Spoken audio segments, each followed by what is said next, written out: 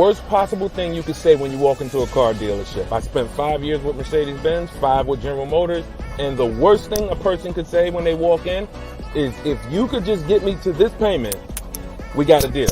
So your loan's probably still like 19, which means you got to pay to get out. You're upside down. It's called negative equity.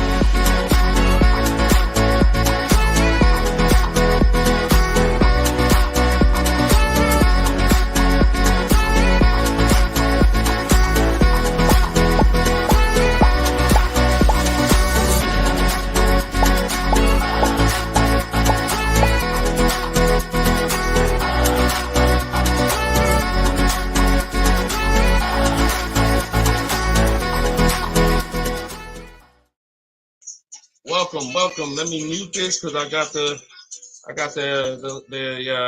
audio going on my phone. We're on Instagram Live. This is our May 7th, Tuesday, May 7th, Car Questions and Answers live stream. I am your host, Deshone the Auto Advisor. You may see these broadcasts throughout the week on TikTok, on YouTube, Instagram, and Facebook.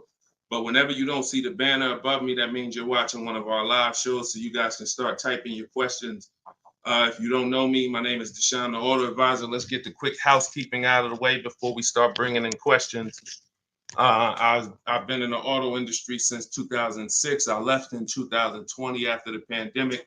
Since then, we've been focused on car shopping education, teaching you how to get the low market prices on your leases, your new cars, and your used cars by bidding and looking at multiple offers, making dealers and banks bid for your business versus how you've traditionally shopped. So that is what we do. I'm also the author of the pretty much 5-star rated digital book. It's called Cars from Home, and we're currently rated 4.94, goodreads.com. Just want to get the housekeeping out the way for those of you who don't know me. For some of you who've been on the show before on the stream, welcome back. But for those of you who don't know me, this is my new digital book. It's called Cars from Home. You can get your copy for 75% off the normal price by going to my Instagram bio, the TikTok bio, or if you're on Facebook or Instagram, you can actually scan this QR code, Facebook or YouTube. You can scan the QR code, or you can go to deshonsbook.com. We have a link in the comments for you. Lastly, I am the host of the masterclass, Everything You're Doing Wrong Buying, Selling, and Leasing Cars. Some of you have asked, I share a lot of people who are using these strategies throughout the broadcast. Some of them are people who have my book. Some of them are people who attended my free masterclass, and some of them are in my car shopping school, Maps Academy. So either way, you guys can get anything you need from me in the bios or in the comment section. So let's get started, Dolan. You can bring in the first question. This is May 7th. So if you're just getting on, we are live on all 4 platforms, May 7th, 12 p.m. Eastern time. And you can share this with your friends. Tyler from TikTok, how are you? How does gap insurance work on a lease? Great question. Gap insurance covers the amount that you owe if, God forbid, the vehicle is totaled or stolen and they don't find it. So let's just say the car is only worth $40,000, but the actual cash value if the vehicle gets totaled is, $35,000. So if the insurance company is only going to pay out $35,000, the gap insurance would kick in and cover the remaining gap. So now most leases include gap insurance, but you never want to assume that the lease includes gap insurance. Whenever you are getting your offers from dealers, when you're getting your offers, you always want to make sure that you ask for them to include gap insurance.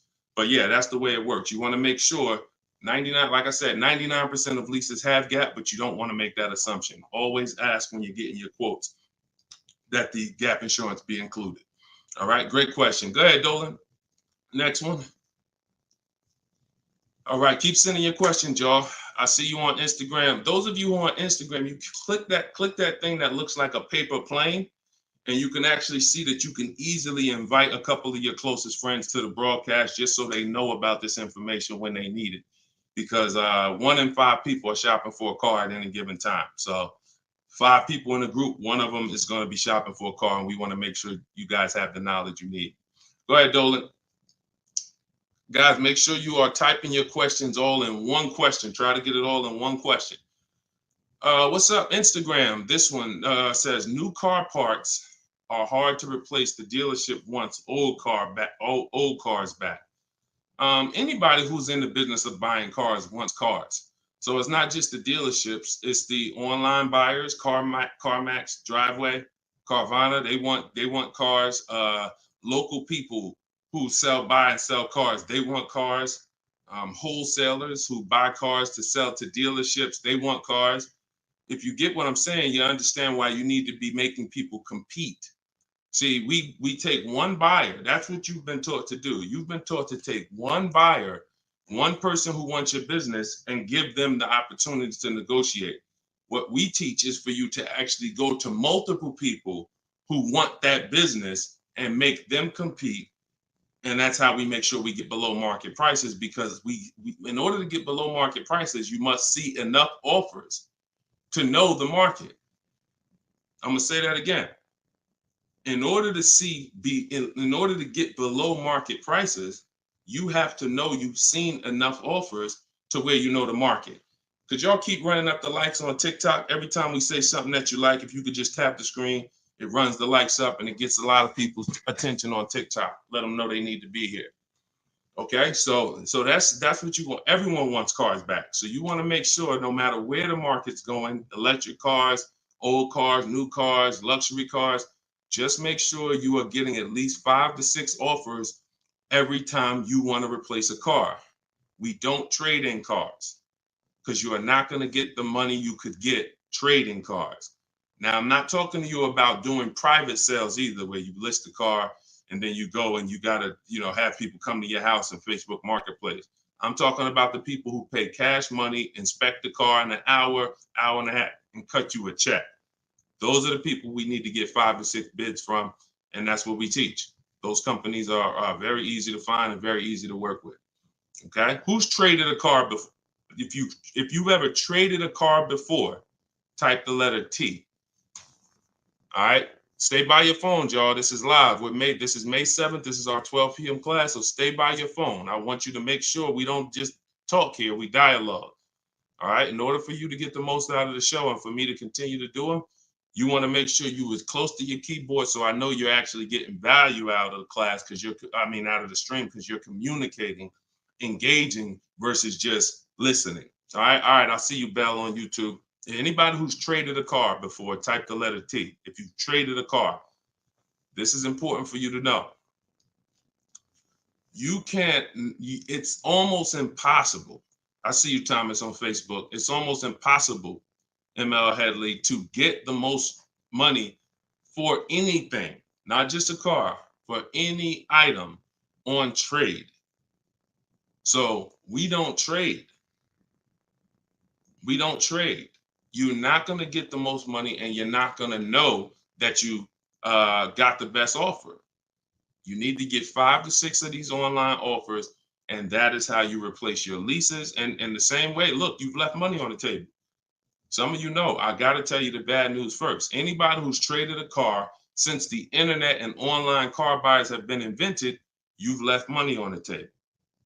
So I want you to stop. I'm suggesting you stop doing that right now if you really want to make $1,000, $2,000, $3,000 more every time you replace your cars. Okay? Go ahead, Dolan. Shoot the next one in. Jock from TikTok. How can I get rid of negative equity with a lease? First of all, let's talk about why do you have negative equity. This is improper deal structure. So if you went over your mileage, that means listen, you should not be taking a lease for 10,000 miles per year knowing you drive 15. Because frankly, to go from 10,000 a year to 15,000 a year is only about $40 for most cars. $40 more a month, and you get to go from 10,000 to 15,000 miles per year. So it's no excuse that, taking less miles than you need and then having to deal with mileage penalties that you shouldn't have had in the first place. So we see. So our solution for negative equity is to always in most cases, to roll it into a lease, because the cause usually for negative equity is you buy your cars. Somebody told you don't lease, you listen to them, but you don't keep your cars long enough to outlive the depreciation. So you buy your cars and you replace them, usually by trade, in a short period of time, 2, 3, 4, 5 years, 6 years, and that's too short of a period of time to replace a car because of the depreciation. But with a lease, you should not have negative equity. Negative equity is something, you have a penalty because you don't owe. Negative equity means the object you owe a loan on is not worth that. So you owe 20,000, but the car is only worth 15,000. In your case, you have agreed to drive 30,000 miles over 3 years, but you're driving 40,000 miles. You drove 40. So you need to pay that penalty in order for you to go to the next car. Okay? It should have been in your lease to begin with because you pay less for it if it's in your lease. You pay probably 15 cents a mile. Where on a penalty, you're going to pay 25 cents a mile in a lot of cases. So what you want to do is you want to consider this. Staying in the car, waiting to the end of the lease, and if whatever your mileage penalty is, rolling it over to the next car as far as work your deal out. This is what I would be doing. One, I would do an equity assessment. Before we even talk about this, you need to do an equity assessment. The equity assessment is step 2 in my process. The name of my book is Cars from Home, 7 Steps to Saving Time, Money, and Avoiding Dealership. So it takes you all the way through the journey of getting your car from home while you are at home. So the second step, which is right after we decide whether we're buying or leasing, is we must do an equity assessment. Some of you, who has a car that they're going to be replacing to get a car? Type me. If you have a car, it could be a lease or it could be you own it, but you're going to be, next time you car shop, you're going to be replacing that car. Who's in that situation? Type me. Stay by your keyboards. Let's go. We're live. This is May 7th. Wake up, people. Wake up. School me. All right, me, I see you. All right. What's up? Y'all can we run the lights up on TikTok? Can we tap the screen? Can we tap the screen if y'all gonna spend time with us on TikTok, tap the screen. All right. Okay, let's go. Let's go. Come on, don't play TikTok. I'll close the broadcast. All right.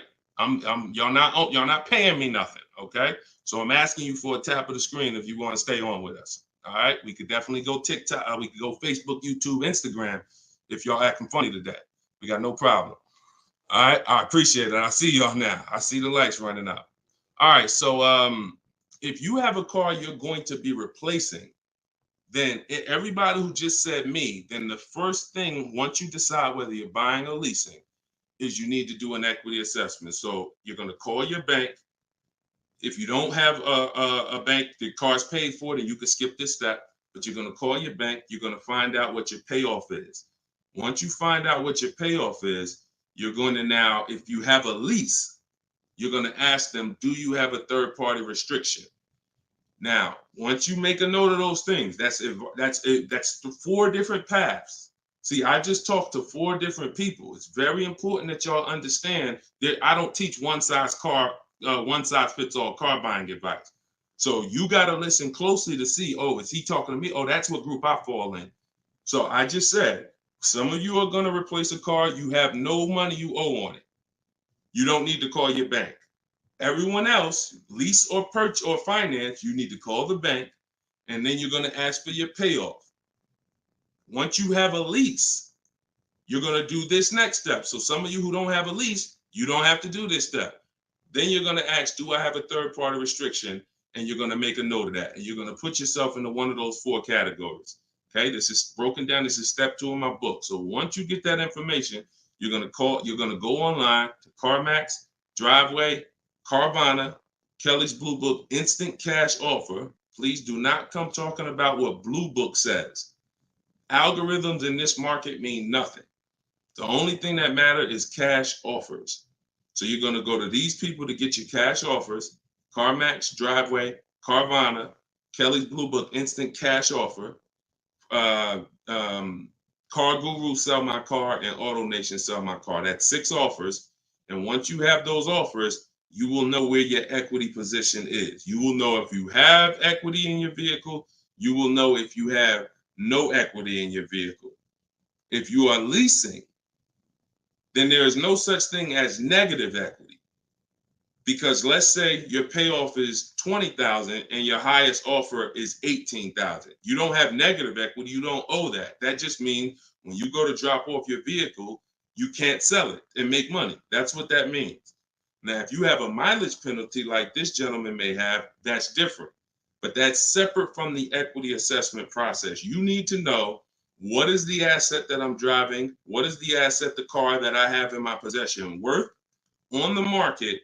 And what do I owe on it? And is there equity there? So that is the step you do before you think about shopping and getting offers, because we break our transactions down into 3 categories. Who we buy our car from, we're getting bids. Who we get our loan from, we're getting bids. And who we sell our car to, we're getting bids. So this is very important in our process of how we get below market deals from home. Okay, so do that step, Jock. And that's what and you go from there. Everything I'm talking about is in my new digital book, Cars from Home, 7 Steps to Saving Time, Money, and Avoiding Dealers. Shoot the next question in, Dolan. Everyone who wants your copy, you can get it for 30 minutes at 75% off. It's normally $97. So everyone who's gotten this book, and we've gotten close to probably 6,000 people at this point, the book is $97. But when you go to my bio now, or my Instagram or TikTok bio, you can get your copy for 75% off, which would be $24, but it's only for 30 minutes. If you're on Facebook or YouTube, just check the comments and go to deshonsbook.com. You got 30 minutes to get your 75% off. Okay, Tyler from TikTok, rolled over $14,500 from a trade into a 36-month lease. Payment only $54 a month. Is this a good strategy? Payments only $54 a month? What do you mean by that, Tyler? $54 a month. How could the payments be $54 a month? You need to know how much you're rolling over into the new deal, because let's say, for example, you have $14,000 of negative equity. Just that alone is $400 a month. Just the negative equity. So I'm trying to find out what you mean when you say rolled over 14.5 from a trip. Oh, wait a minute. I think I know what you're saying. You are essentially prepaying your whole lease. What he's saying is he's taken all of the car that he is trading, which I just told you how much I'm not a fan of that. But he's now essentially doing a one-pay lease, or you're doing a huge down payment. So this is very important. You could be about to really lose your shirt right here. This could be extremely bad for you. You need to make sure you check what I'm about to say to you. If all of that money is being treated as a cap cost reduction, which is essentially a down payment on a lease, let's just say your payment would normally be, matter of fact, let's do this math real quick. And this is why having a consultant and having an advisor and getting education saves you thousands of dollars. Now, $14,500, you are talking about, if you put that into a payment form, your payment would be $400 a month higher, plus the interest on that, plus the taxes on, plus the interest on that. So let's call it $430 plus this $54,000 it's $54 a month. So let's say your payment would have been, without you trading, would have been like $485 a month. So if they're treating all of that as down payment, then here's what's happening. You're just prepaying the lease. So you have no protection. If that vehicle gets totaled, you are out $13,000. You won't be, anything you put into that vehicle, you're out. That money's gone if the vehicle's stolen or totaled. So what it makes more sense to do is to see if there's multiple security deposits that you could put. You need to get your offers, though, with no money out of pocket, because you can't look at one-pay leases and you can't look at multiple security deposits if you don't know what the original deal was without them. So if my payment is $500 a month, and then if I put multiple security deposits down, it lowers it to $450 a month, then that could be a good offer. If it lowers it $20 a month and I got to give them $6,000 to hold, then it doesn't make financial sense. That's not a good return on you holding $6,000. But I'm always comparing it. This is something we teach called advanced leasing strategies. This is not for everybody. So but you need to determine when you're doing a one-pay lease, all you're doing is giving them all of this money up front so they can lower the actual interest on the lease and see what the payment comes out to with the lower interest. So you have to get offers without down payments. This is why I'm saying when we shop, we never shop with down payments, whether we're buying cars or leasing them. We never shop with down payments because when you're putting all this money in, you can't assess the deal. Because you don't know how much of this being a low payment is because I put all this money down. You need to know you have a deal before you consider what monthly payments is going to be. If I'm getting a lease and I shop my offers and my lease deal is under 1%, or my best offer is under 1%, no more than 1.5, somewhere in between there, I know I have a good deal, regardless of how much I'm going to put down. So, and when it comes to purchasing, I need to know people worry about the payment. Some of you are worried about the payment. You don't care about what you're buying the car for, and you're worried about the wrong thing because you're thinking about the loan you're getting.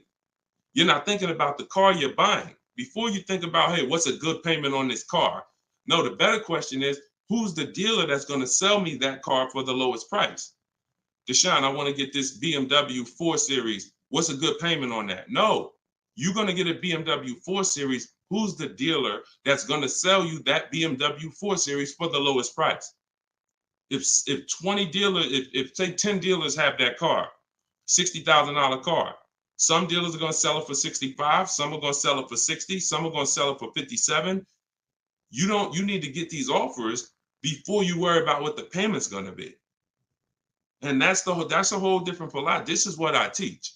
So I'm never going to be in the business of not teaching you to understand the numbers because we make it simple. Whether you're using my book, whether you're paying attention on these live streams, when you are shopping multiple offers, you eliminate this. You cannot be a payment shopper because you'll just be throwing money at deals and thinking you got a deal, but you didn't get a deal. You just threw so much money at it that it lowered your payment to something that you felt good about. Doesn't mean you didn't overpay for the car. All right. Very, very important, y'all. This is $3,000 to $5,000 to $7,000 to $10,000 mistakes. These aren't $100 mistakes. Listen, look, people right now are so distracted. They are asleep. They are asleep. The only way people could continue to make money is people stay asleep.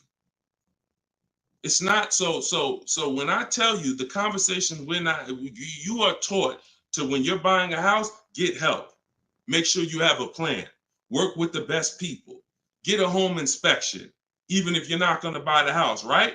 Don't you get a home inspection even if you're not going to buy the house? Don't you risk $400, $600, $800, even if you're not going to buy the house? Why? Because you want to protect yourself from making a $20,000 to $50,000 mistake. But with cars, this is the only thing that you think, oh, I could just do this on my own. Knowing that every time you buy a car, you have a little buyer's remorse. You hope you hope you didn't overpay. You hope you didn't. So lock in. The only way you are going to win and be like these people that I show on the show all the time, like you see just a ton of people that's paying ridiculous prices, below market prices. And I got more to show y'all. Like my next show, I got like 3-4 million people that hit me with their deals they got in the last 2 weeks that I haven't even pulled in yet. Like you're not going to get these prices until you take car buying as serious as you take buying a small house. Once you start doing that, then you'll start saving 5 and 10 and 15 grand on some of these cars. Until then, you're gonna keep just moving the way they want you to move. Go ahead, Dolan.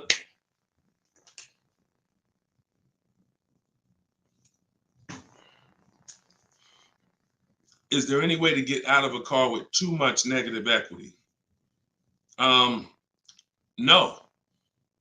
Negative equity is what I call a bad credit for people with good credit. You could have an 800 score. If you have too much negative equity, you're not going anywhere. So the first thing to know is what's the cause. See, we can sit here and we can cure the problem, but until we know the cause, you're just going to go and you're going to repeat the problem. The cause is you're not leasing, but you're not keeping your cars 8 years.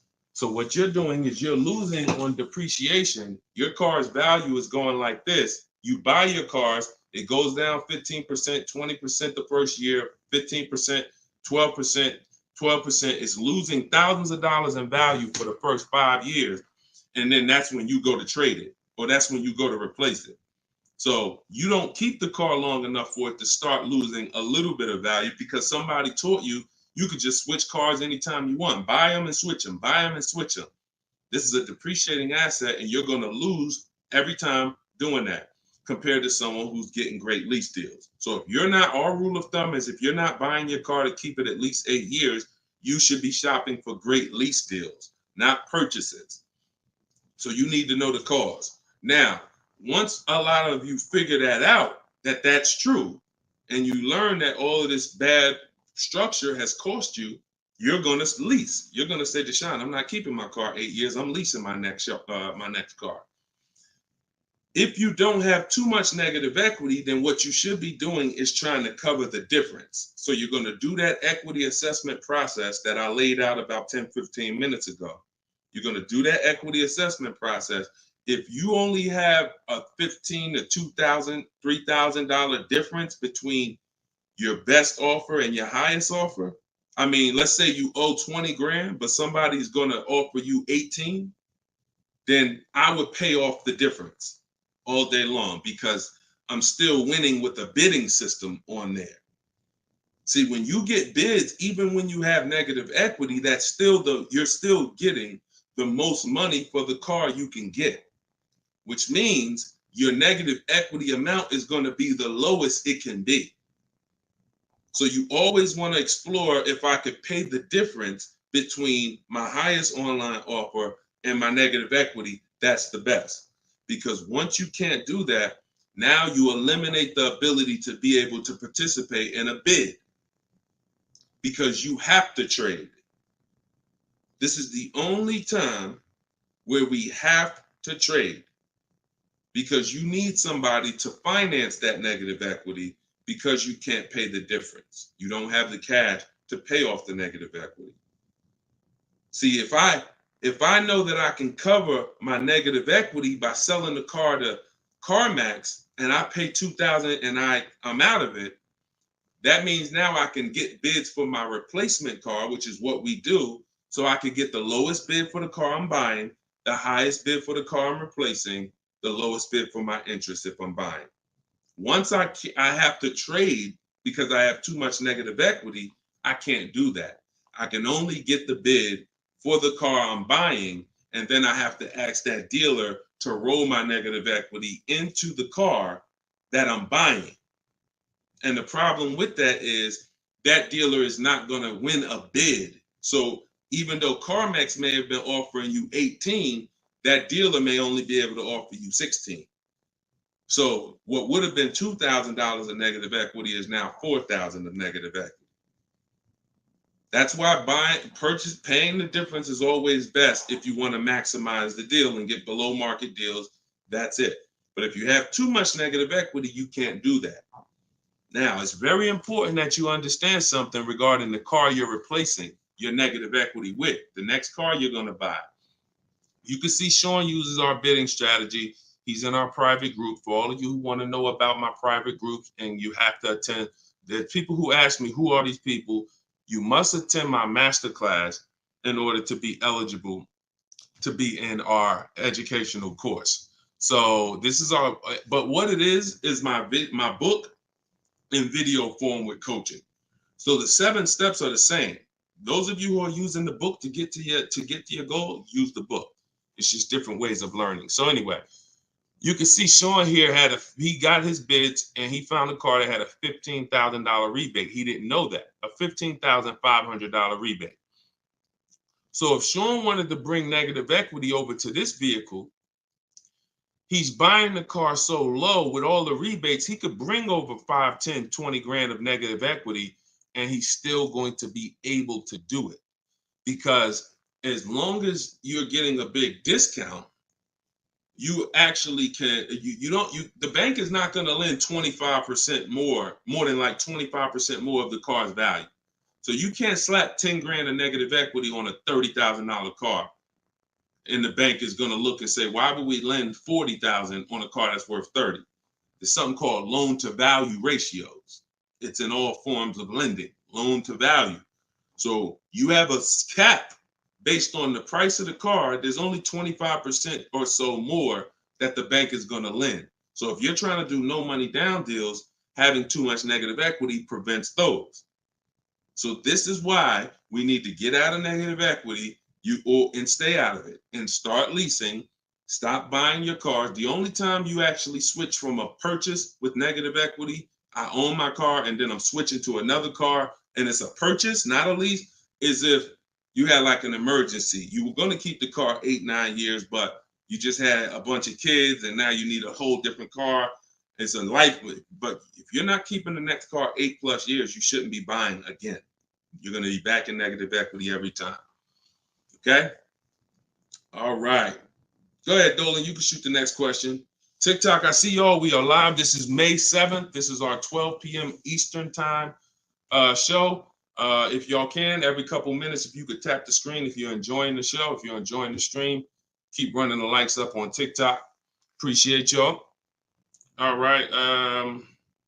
Instagram. My lease on a CX5 is coming up. Car max value is showing 21,000. My buyout is like 18. Should I buy it and keep it? No. Why would you go from a lease with a great, and look, I'm going to talk different on every show because I know some of you are new. Okay. Who's new here? If this is your first time ever on a live broadcast, on a live stream with us, just type the number 1 and then we'll answer the brother's question here. Who's new? All right, I see you, Khaleesi, on TikTok. I see you. If this is your first time on a stream, you've never been on Car Shopping Questions and Answers with us, type new. Okay, I see you, Matt, on Facebook. I see you, Vince, on Facebook. Melanie on YouTube. DJ C Square, I see you. Okay, I see you, John, on YouTube. Okay. All right, TikTok quiet today, boy. I never saw TikTok this quiet. They ain't hitting no likes or nothing. That's all right. God bless them. God bless them. All right, so Instagram. Let's talk about this. Let's talk about this equity position you're in. Right now, you could sell that lease and make $4,000. Why would you want to go from a lease, which is a not keeping my car 8 years? I want full warranty. I want low payments. I want to drive a lot of car for a low amount of money. Now I can shop for this new deal, get a great deal on the CX5, just so you know, understand something. Look, let me show you something. This was Tiffany rode in, and Tiffany got a Mazda CX50 a couple weeks ago, not too long ago. Look at this. So let me show you just kind of what this could look like in a great world. So you understand, she got a 2024 Mazda CX90. She literally paid the sticker price on it was $44,000. She used our system. She actually wrote, this is a testimonial about the book. So you can see at the top, says, I believe we got a great deal from what we learned from the rest of the book. So look at this. She got bids, $44,800 vehicle. She ended up getting a $6,530 discount. That was her best offer. And then, so her lease payment on this would be incredibly low if there's a good lease program. But you're not going to save this kind of money negotiating. You want to sit at home, get bids, contact at least. We don't make a decision until we get 5 to 7 offers. We will not make a decision on a car until we get 5 to 7 offers, because 80% of dealers are overpriced. So you say you can get you might be able to get a lease price on this car for, $400 a month, no money down, for, $450 a month. Something, it might be lower. I don't know what the below market deal on your replacement Mazda is going to be. And then you could actually put that 21.4 in your pocket. So you could say, hey, the difference. So you would sell the car to CarMax for, and you would make $3,400. Just so you know, my mother sold her Mazda 2 years ago when the prices were real high, and she made $10,200. So why would I go from being able to do a deal like that, getting a new car, low payment, no money out of my pocket, put $3,400 from my old lease into my bank account? Why would I want to go from doing that to buying a used car, which is buying a 3-year-old Mazda, which is what you're suggesting when you say, should I buy it and keep it? What about that deal makes it better? If you figure this, your buyout's 18. What's the payment on $18,000 plus taxes? 20 grand, 21 grand. What's the payment? 400 a month for 5 years. So why would I go and buy a 3-year-old used Mazda for 400 a month when I could go and I could lease a brand new Mazda for 400 a month and then turn around and again, if you're not buying this car to keep another 8 years, it makes no sense to buy a used car right now. It makes zero financial sense. Not only that, you're gonna spend the same amount of money over the years that you could have drove brand new leases for. There's no benefit. There's no benefit. This is what it is. We've seen this thousands of times over the years, hundreds at least. I know it's happening thousands of times. People are buying their leases every day. They're not realizing they're just buying a used car. That's all you're doing. So I go from leasing to buying a used car, which means something in me has to change. Those of you who are buying used cars, you should be buying them to keep 8, 9, 10, 12 years. Not 4 years, 5 years, 6 years. You're driving old cars for the same prices you could be driving brand new leases for. Same prices. So why would I drive a bunch of older cars, 5, 6, 7-year-old cars? By the time I pay it off, it's 10 years old, 11. Why would I do that if I could be driving brand new cars for the same prices? So it's important for you to understand. That's why this is the first step in my process is we got to know, should we buy or lease? And the only people who should be buying are 8+ year people. The goal is to keep the car 8 or more years. Then we're going to buy it. Yep. I'm here. I see you. You know, I always butcher your name, but I'm just calling you EP. EP, I see you. Go ahead, Dolan, shoot the next one up. We got a couple more minutes. We're on here for a couple more minutes. How do you negotiate a purchase online? Looking at a car 3 hours away and I'm not able to go in person. So what I would do, if you've done all the research to make sure that car is a great below market price, if that's a below market price, then what I would do is I would call and verify that there's no fake fees that are not online. So when you see a car that has a $28,000 price, we're going to call and make sure that what the fees are should only be tax, title, documentation fee. Tax, motor vehicle fees, and documentation fee should be the only prices, only fees. And once I verify that, what I'm going to do is I'm going to go home. I'm going to get out there immediately, and I'm going to see the car.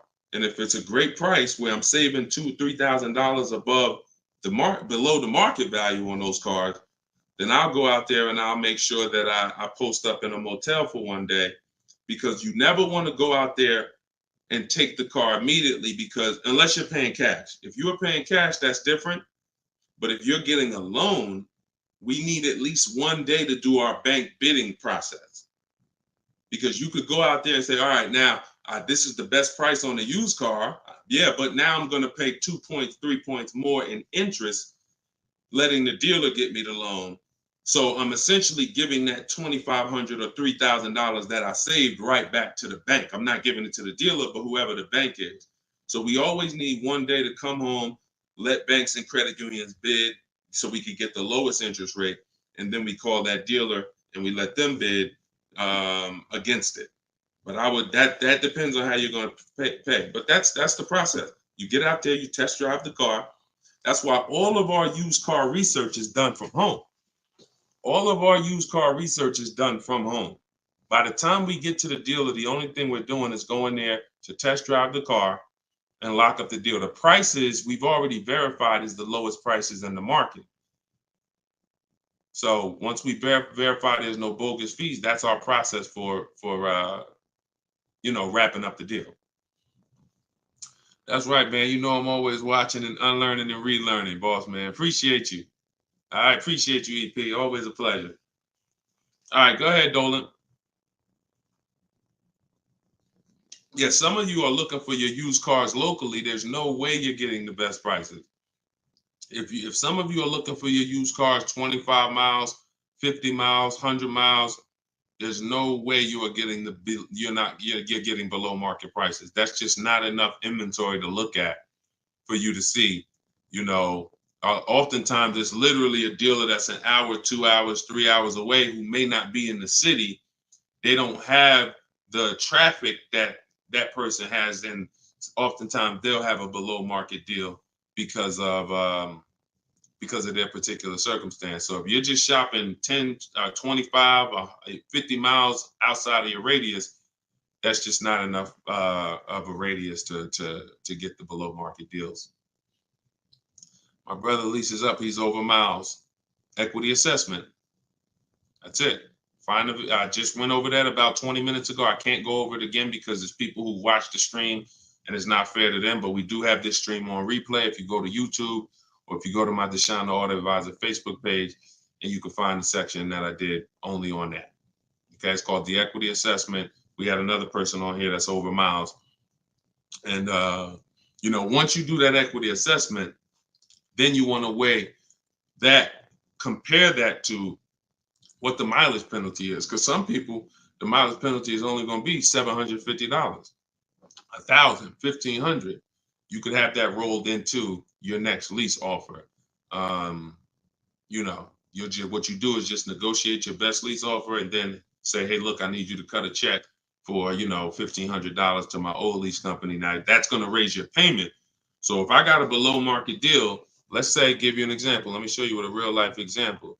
So, you know, so Charles, let's say Charles, he gets his Hyundai Palisade, he gets it for $597 a month, but he has a mileage penalty of, you know, $1,500 that he needs. This dealer who won his business, he needs them to pay that to his old lease. So they're going to cut a check for $1,500, but that payment, that $1,500 now goes into his new deal. So it's just like negative equity. It's going to raise your payment up, which is why we bid this out and we don't bring stuff over. We don't bring mileage penalties over until we have already found the dealer that we're going to buy our car from, because they've given us the biggest discount. But yeah, that's what you would do. And whatever the mileage penalty is, you're adding it to your next lease. So you're paying it either way is the point. You're not getting out of a mileage penalty. It's just all about and the only way you can get out of it is if you sell the car. So that is how you get out of it. Because when I sold my Jeep Grand Cherokee lease, I was over miles by probably, I think I had 42,000 miles on it, and I contracted for like 39. But that's because I extended the lease.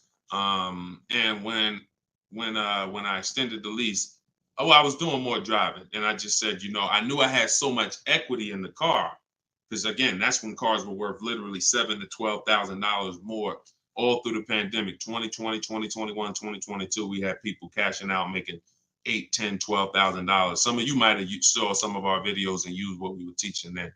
So once you you know, do that, that's the only way you get out of a mileage penalty is you sell the vehicle, and then it's all whole. But if you're not doing that, that mileage penalty is going to be paid. It's just what I just told you is a way to get the deal done without having to pay the mileage penalty out of your pocket. You're rolling it into your next deal. All right, go ahead, Dolan. All right, y'all, this is our Tuesday 12 p.m. stream. We're on here for a few more minutes. Keep your questions coming. Try to get to as many as we can.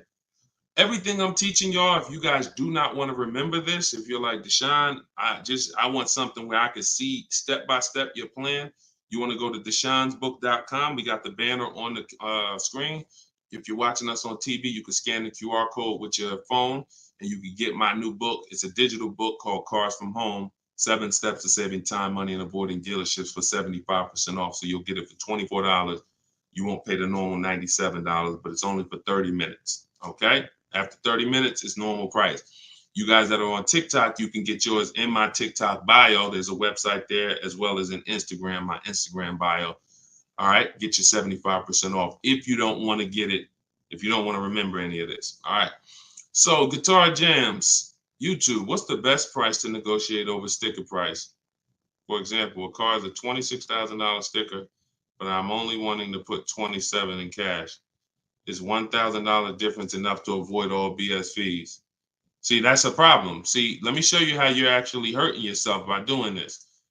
you're not getting bids. You're not getting multiple offers. If you're looking at a new car like this, a $44,000 car, you go in and you assume what a good deal is going to be.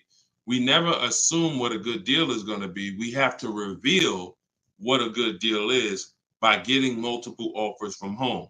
So we sit at home. In my way, we use the computer and we're going online and we're going to dealers' websites. I have scripts in my book. So all you're doing is copying, pasting my scripts to use this. Now, if you're doing it your way, you just want to make sure your goal, you could do it by phone. I don't care how you do it, but your goal is to get 5 offers. Because until you get 5 offers on these new cars and on these leases, you're not going to ever know what the best deal really is. Because 80% of dealers are overpriced. So when you look at something like this, if you said, okay, $44,820 car, like the one I got on the screen. If you went in there saying, well, I only want to pay $46,000 all in. Look at what she paid. She paid net $40,300. Look, this was her base price. She got $38,289. Her net price was $40,300. So if you would have went in here on this car saying, well, it's 44, look, I'll give you 46,000 all in. You would literally have overpaid more than Tiffany by $6,000. Let that sink in.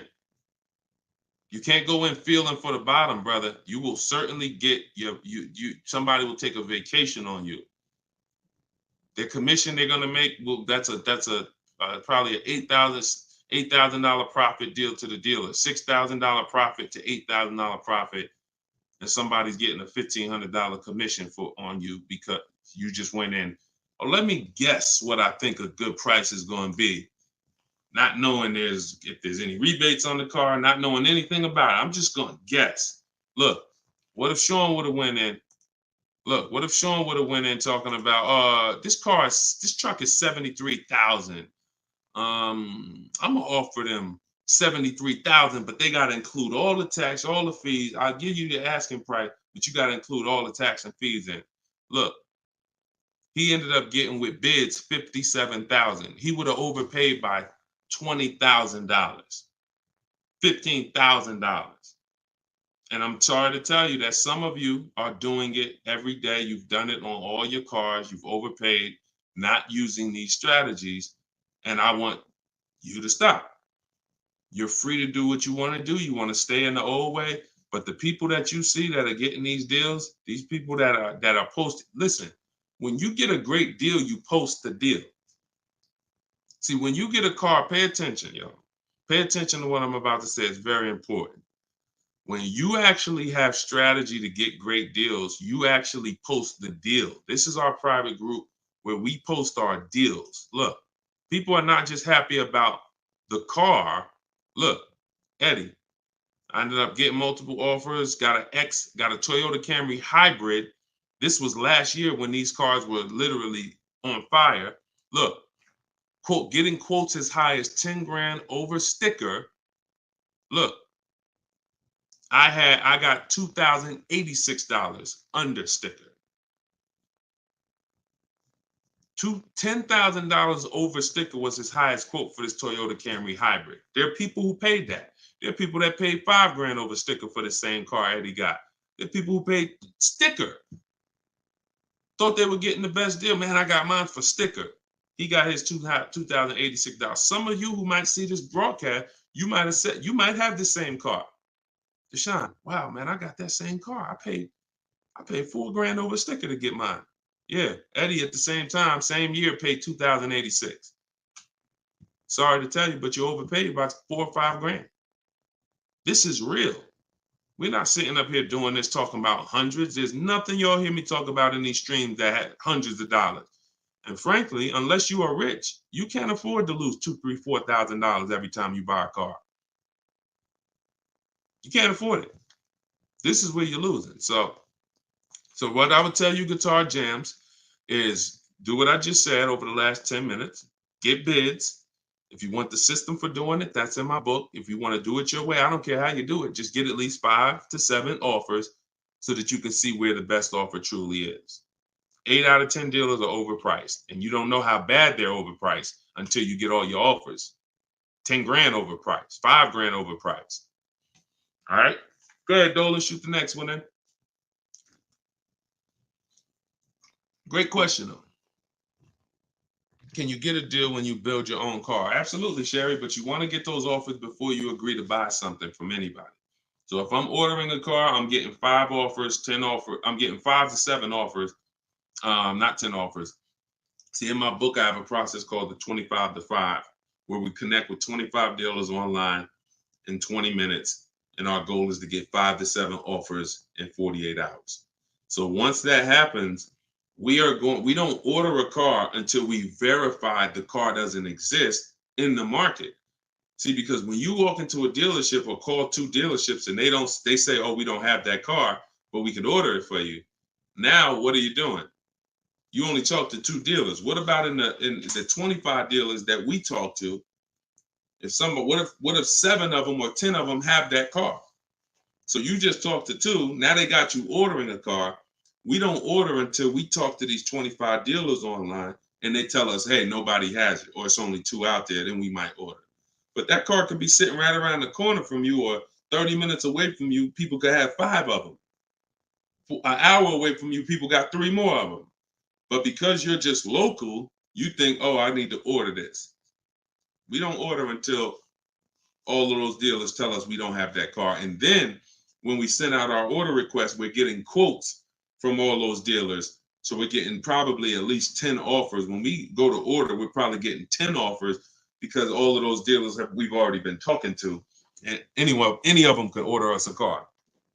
I had a young lady 2 years ago, no, last year, the new BMW came out, the new BMW X4M, and she got quotes.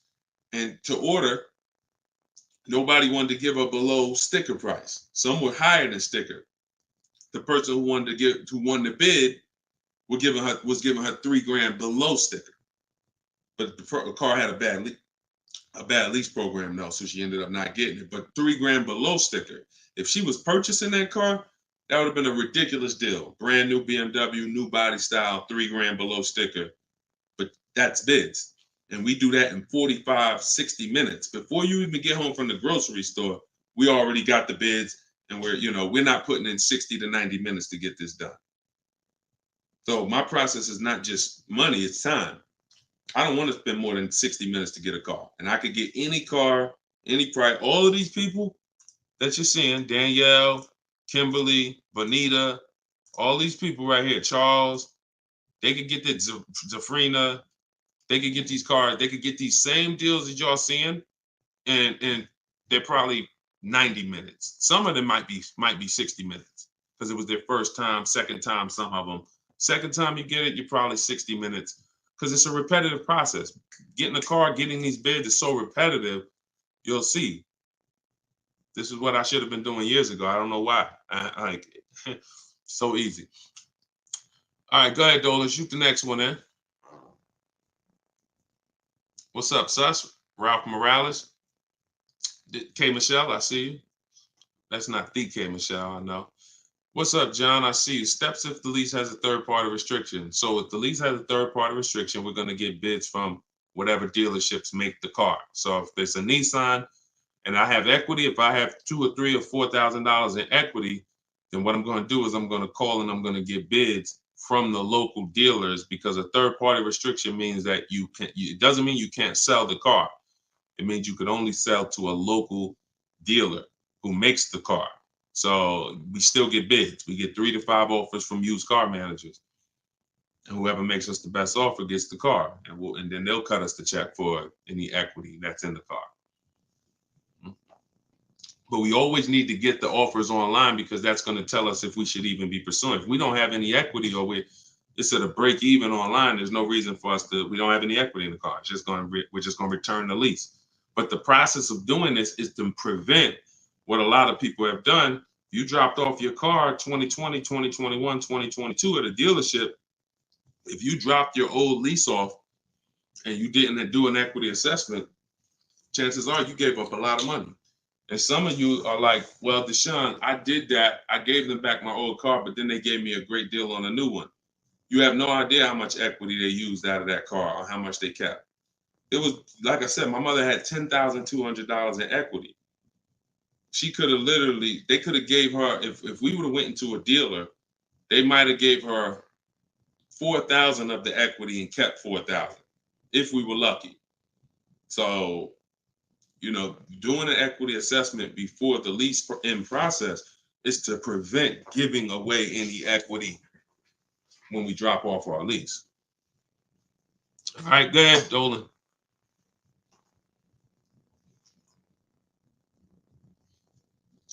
This is our Tuesday, May 7th live show, 12 p.m. If you don't see the banner above me, that means we're live. So you can type your questions. Dolan will bring them in. We got another couple minutes. Hey, Deshone, currently in talks with dealers for a good offer. Thanks for all your help. Great. I feel empowered and confident I'll get the best price. Get the book, everybody. Stop leaving money on the table. Thank you, Nico Smooth. See, it's empowerment. It's the only way to feel empowered. You are not going to feel empowered going and negotiating with a car salesman. Anytime you're working with us, it's already set up for you to leave, not able to guarantee you got the best deal. Nico Smooth, he's going to guarantee it. I don't know if that's a woman or man, but they're going to guarantee it because they're getting offers. They're getting offers. If you had to buy a 100-inch TV and you just went out right now in the first store you found that had one, you just paid it. Or you looked and said, man, I think that's a good price. 100-inch, man, that's only, $900. I feel like that's a great price. Meanwhile, you didn't look on Amazon.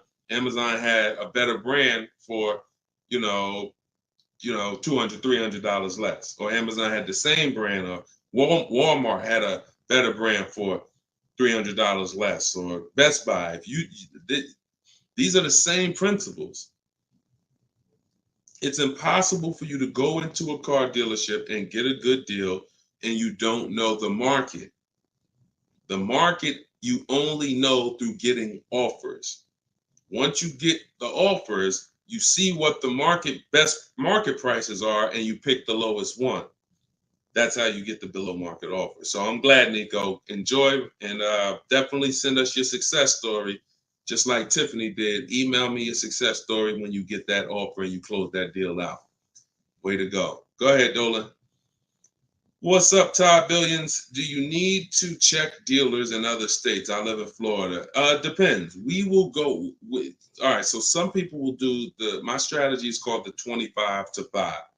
We're connecting with 25 dealers online. Some people, they do it through offers. If the state is not too big, maybe their 25 dealers is all, if their state is really big, maybe the 25 dealers are all in the state. But some people, they might only have 12 dealers in their state, and so they're going across state lines, and that's very common. That's very common. If you look at Sean posted in our group, and he said he ended up expanding his search to 150 miles outside his area to find this deal. He said, I'm going to another state to pick this up, which is something I never would have thought of before he attended the class. So he attended my master class. All of you who want to attend my free master class, it's called Everything You're Doing Wrong, Buying, Selling, and Leasing Cars. You can go to my TikTok bio, and you can go to my Instagram bio. We have a comment in the comment section for you guys who are on Facebook or YouTube. But this is, the local business is going to die. When you see and you shop online the first time properly, you're going to find out that the local business is going to be dead to you unless they win the bid. And you're not going to be committed to local anymore because, look, Sean is driving to another state because his best offer, it saves him $4,000. So no other dealer near him made him the other offer. This dealer that's in another state made him, and it's $4,000 better. So literally, if he has to drive 4 hours, 2 hours there, 2 hours back, he's literally making $1,000 an hour. This is the money we talk, big money talk. So yeah, go as far as you need to get 5 to 7 offers and get the below market deals tied. Go ahead, Dolan, shoot the next one up, brother. Great question.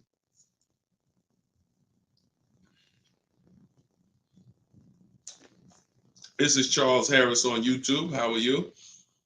Hey, Deshone, why you don't have PayPal for a payment method?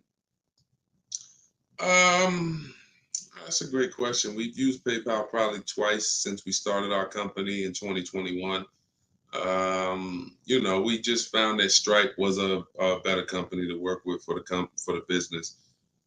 We do have, I believe we have Klarna. So for those of you who are familiar with Klarna, they'll let you break up the payments interest free. For the book or any product we sell, we make Klarna available for the last year. But PayPal is just a little different to work with. We've enjoyed working with Stripe. So hope that helps. Go ahead, Dolan. All right, we just hit the hour mark. Got a couple more. Try to take a couple more before we wrap. Lenice from Instagram. By the way, everybody, if you just jumped on, this is our Tuesday, May 7th, rather, 12 p.m. live. So we are live. So feel free to ask your questions. If you don't see the banner above me, then that means we're live and you can type your questions. Is purchasing a car from Enterprise Car Sales a good idea? If in order for me, when we're shopping for used cars, like I have this used Infinity truck. We got it a year ago. It was 2020, so it was 3 years old. When we found that car, when I narrow it down to my top 3 to 5 used car options, they have the best title histories, the best service records, the best accident records. They're the best price in the market. They're below market. And then I verify what the brand new price was, because you can't know a car is great until you know the new car price. Because if a car was 50,000 and they're asking 30, that's different than a car that was 55,000 and they're asking 30. The $55,000 one has more value, has more equipment, more options, so it's a better value. So it's impossible to get a great deal on a used car without knowing what the original price was. So you might have picked a car that's, this one is 30,000, but again, the original price was 50. Meaning another one might be 31,000, it's $1,000 more, but the original price was 55 or 57. So you got to know what was in the new car price to be able to compare when we're getting. So if I narrowed it down and that Enterprise car was in that bunch, I'm not opposed to it as long as it has great service records, great accident history, great title records. But the title is going to show as a rental. So when I say great title history, you got frame damage, you got salvage titles, you got rebuilt titles, cars that have been totaled, rebuilt. You have different forms of title: personal lease, personal vehicle, corporate lease. These are all different categories of title. So if you get one that has a rental, then that price needs to be considerably less than the other cars on my list. That's the only way I would look at it. Great service records, great accident records, and then compared to the other cars in my bunch, it's got to be $2,000 less than them. 1,500, 2,000 less. So that's the only time I consider it. Go ahead, Dolan. Now, the way we shop for new cars and leases in my book, and the way I teach, is the 25 to 5 strategy. That's when we're connecting with 25 dealers online to get 5 to 7 offers, 25 to 5. When we shop for used cars, we're using my multiple marketplace strategy. So we're going on every marketplace that has used cars, 8 of them: CarMax, Carvana, Driveway, eBay Motors, Car Gurus, Cars.com, Carfax.com, Autotrader.com. We're going on all 8 marketplaces because these marketplaces have different prices, different inventory, and that's how we shop it, and we narrow it down from there. All right, Fo from TikTok. Best way to trade a vehicle and not be upside down. We already had 2 questions about negative equity. So what you want to do, Fo, is either go to YouTube and go to Facebook. The replays are there once we end the show. Just find somebody who had that same question. Somebody asked about replacing a car that they had negative equity on. Upside down, negative equity, same thing. just two different terms. Go ahead, Dolan. Everybody getting value out of the show. If you're getting value out of the stream, type $signs, type a $sign. If you're getting value out of the stream, type a $sign. All right, everybody getting value? All right, I see you. Perfect. Good. Good. I see you, John. I see you, Tracy. All right, I see you, Sterling. Yep. I see you, Charlene. I see you, EP. Perfect. Glad everybody's getting value.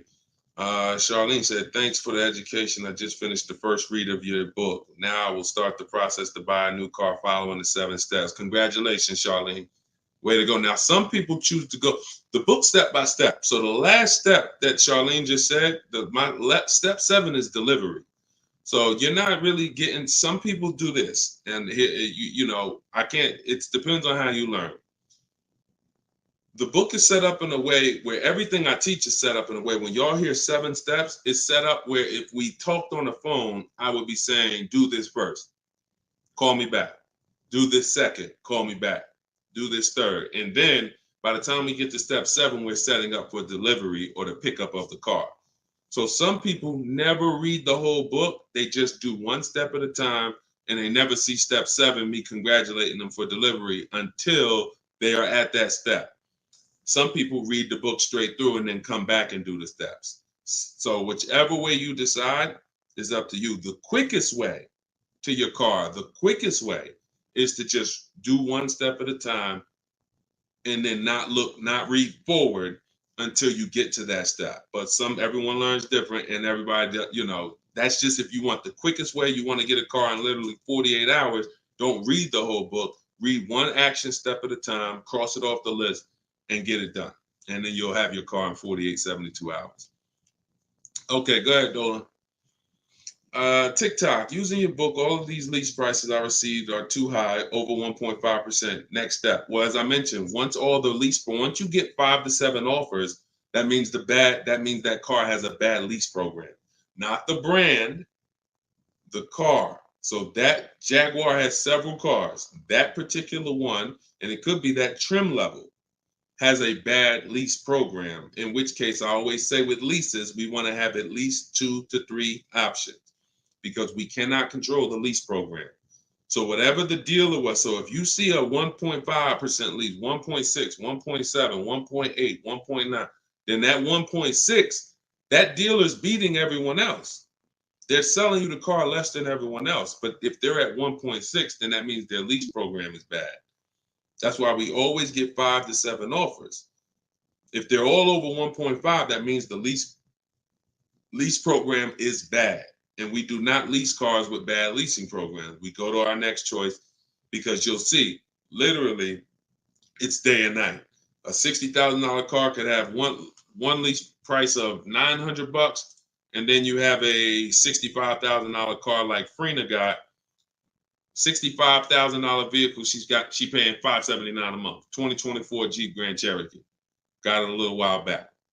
So this is, lease programs make the difference. What we do is use bids to get the lowest price on the cars. We're gonna always get that. But once we can't control the lease program. So we always have 3 options. With purchasing, we don't need 3 options because once we get our bids, we're gonna just find a dealer that's gonna be the lowest. Nothing else matters. We don't need to worry about a lease program. Go ahead, Dolan. German Tink from TikTok. I see you. If our credit is not good, I feel like we don't have room to negotiate. True? No, your credit, you do. You see, again, we're mixing the loan with the price of the car we're buying. That's where you're going to overpay. Because if you have a loan, you have bad credit, the only thing that should be affected is the interest you pay on the loan. That should be between you and the bank, the lender, not between you and the dealer.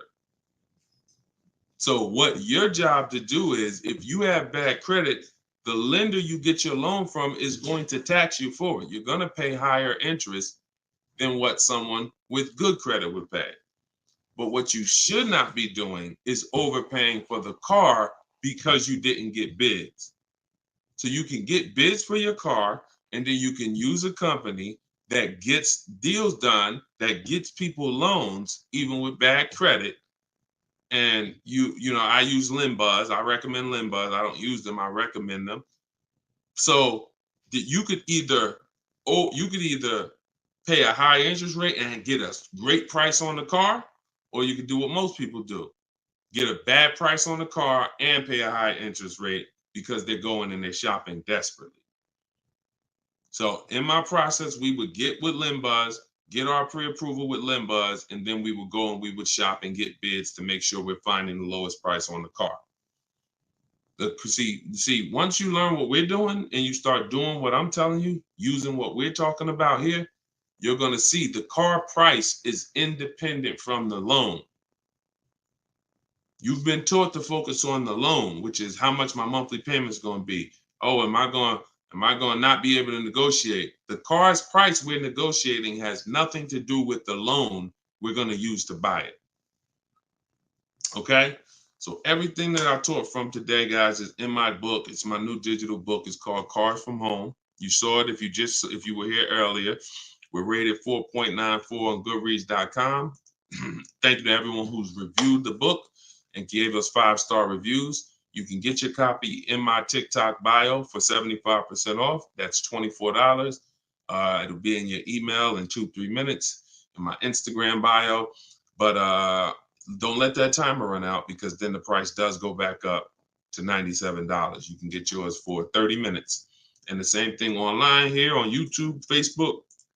We have the banner here. You can scan this QR code with your phone if you're watching us on TV. And this is what we do, y'all. We do these shows throughout the day. You can see on what time we'll be live. So we'll be back for the next one shortly. And make sure when you see us, you hop on and ask your questions, all right? But let's go get these deals. Shout out to everybody who's committed to unlearning and relearning. In order for you to win with what we just talked about, you have to unlearn the way you were taught to car shop. You have to unlearn that and relearn the new way. All right? God bless y'all. Enjoy the rest of your day. See you soon.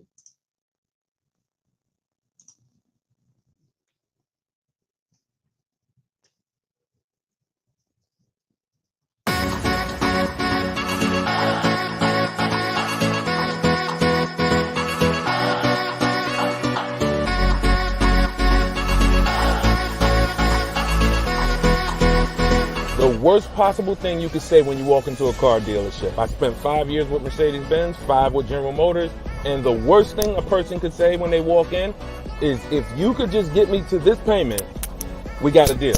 So your loan's probably still like 19, which means you got to pay to get out. You're upside down. It's called negative equity.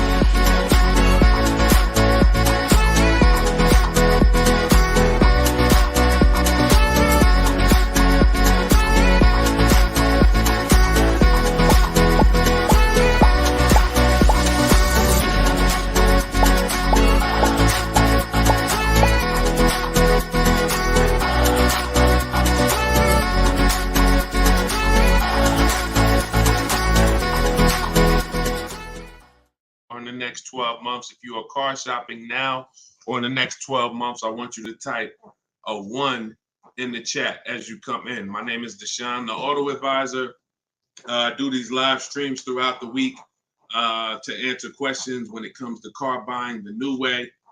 We've been doing this, helping people really since 2021 through education. And so we teach an entirely new way to car shop, a way that has worked for thousands of people before you. And I do these live streams so that you can ask your car shopping questions, and we can try to get you the answers that you need to help you get below market prices, which is the only thing we settle for. So thank you to the people who are tapping the screen on TikTok, running up the likes. I appreciate it. We have Dolan moderating in the back, so you guys can start typing your questions. Everything I'll be talking about is out of my new digital book. It's called Cars from Home, 7 Steps to Saving Time, Money, and Avoiding Dealerships. Thank you to all who have reviewed the book on Goodreads, putting the review page up now. Thank you for helping us have pretty much a 5-star rating And everyone, as you're watching this, you can get your copy. If you like what you're hearing, if you like this new way that you're going to hear on these streams of how to car shop, you can get your copy of my digital book for 75% off in my TikTok bio, my Instagram bio, or we have a banner up for you guys. Or you can go to deshonsbook.com. So no matter where you're at, that's your special offer. All right. So Dolan, you can bring the first question in. I see you, Paper Chaser. Welcome to the broadcast. I see you, Benjamin, on TikTok. I see you. First time people. Welcome to all the first time people. If you your first time here, type of 1. Mario Soto, I see you on YouTube. Welcome. This is Chris on Facebook. Hey, Deshone, are dealerships willing to order a car for you if they don't have a car with the options you want? Everyone is usually willing to order a car because every dealer can order. But you want to make sure whenever you're getting an order quote, you're getting at least 5 offers. 80% of dealers are overpriced. So you want to make sure you're always getting on a brand new car 5 offers. And then you'll see how different they are. I had somebody who, I think we're on episode 17. This is episode 17 of Car Shopping Questions and Answers. So on last episode, I spoke about a young lady who ordered a BMW when it first came out last year, the new body style new body style X4. And through bids, she saw multiple offers. Most dealers were charging her $2,000 over sticker price. But once she got her 5 offers, at least 5, she probably got set 5 to 7. Her best offer was $3,000 below sticker. So I always say when you're shopping the right way, it should be a $3,000 to $5,000 to sometimes $7,000 difference between your best offer, which is the below market offer, and your highest offer, which is, the highest of all the other offers. So that's when you know you're shopping correctly. So make sure when you're ordering, you're following that model so you can make sure you're getting your best price. And you do this right from home. You could do it by phone, or you could do it my way, which is using the dealer's computer, the dealer's websites. We do copy and paste models to get quotes directly with dealers, speaking with them on their website. So as long as you do it, that's all that matters. All right, great question. Shoot the next one up, Dolan. Let me open up my phone on Instagram. My phone battery is low, but hope. Okay. Yes, everybody. This is our Tuesday 7 p.m. live stream. So this is live. Whenever you guys don't see the banner above me, then that means we're absolutely live, and you can ask your questions. We rebroadcast these streams all through the day. So you can send your friends, family to them. But whenever you don't see the banner above me, that means we're actually live. So you can ask questions. Okay, go ahead, Dolan. This is from TikTok. I need a new truck. Any advice? Or the first thing, all right, I'm getting ready to tell you the first thing you think about when you are in your position. And this is the first thing that all of you should have thought about. If you haven't thought about this yet, you've already skipped something that is very important. The first step in my process is always to ask ourselves the most important question. Does anybody know? I know we may have a lot of new people on here, but does anybody know what the most important question is? It's probably going to take you too long to type it. So I just want to see if anybody knows what the most important question is. I'll give you guys maybe 5 to 8 seconds to chime in some answers. Can I afford it? That's a good one, but no, that's not the most important question. That comes a little later in the process. Come on, Benjamin, Charlie. Am I keeping the car 8 years? My man, way to go right there. DM me, man. I'm gonna get you a free copy of my book because I like that. All right, that's the most important question.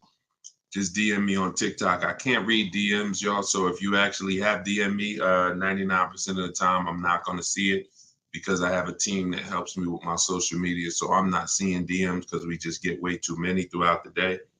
But in your case, yeah, send me that. Yes, but that's the most important question because here's the thing. The first thing you want to think about is how long you're going to keep it because you're about to buy something that's going to go down in value. You're not going to get the most value out of it until after 7 years. that's when you're going to get the most value. Everything before that, who knows, when I break these things out, I'm showing you the depreciation curve. And this is how your vehicle is losing value. So if you buy a new vehicle, it's losing value like this. If you buy a used vehicle, it may be losing value like this, but it's going down thousands of dollars every year. So until you keep the car long enough, some of you are just not keeping your cars long enough to win, because you're turning around and replacing your cars while it's still like this. You're still losing $2,000, $3,000, $5,000, $7,000 a year, depending on the price of the car, in depreciation.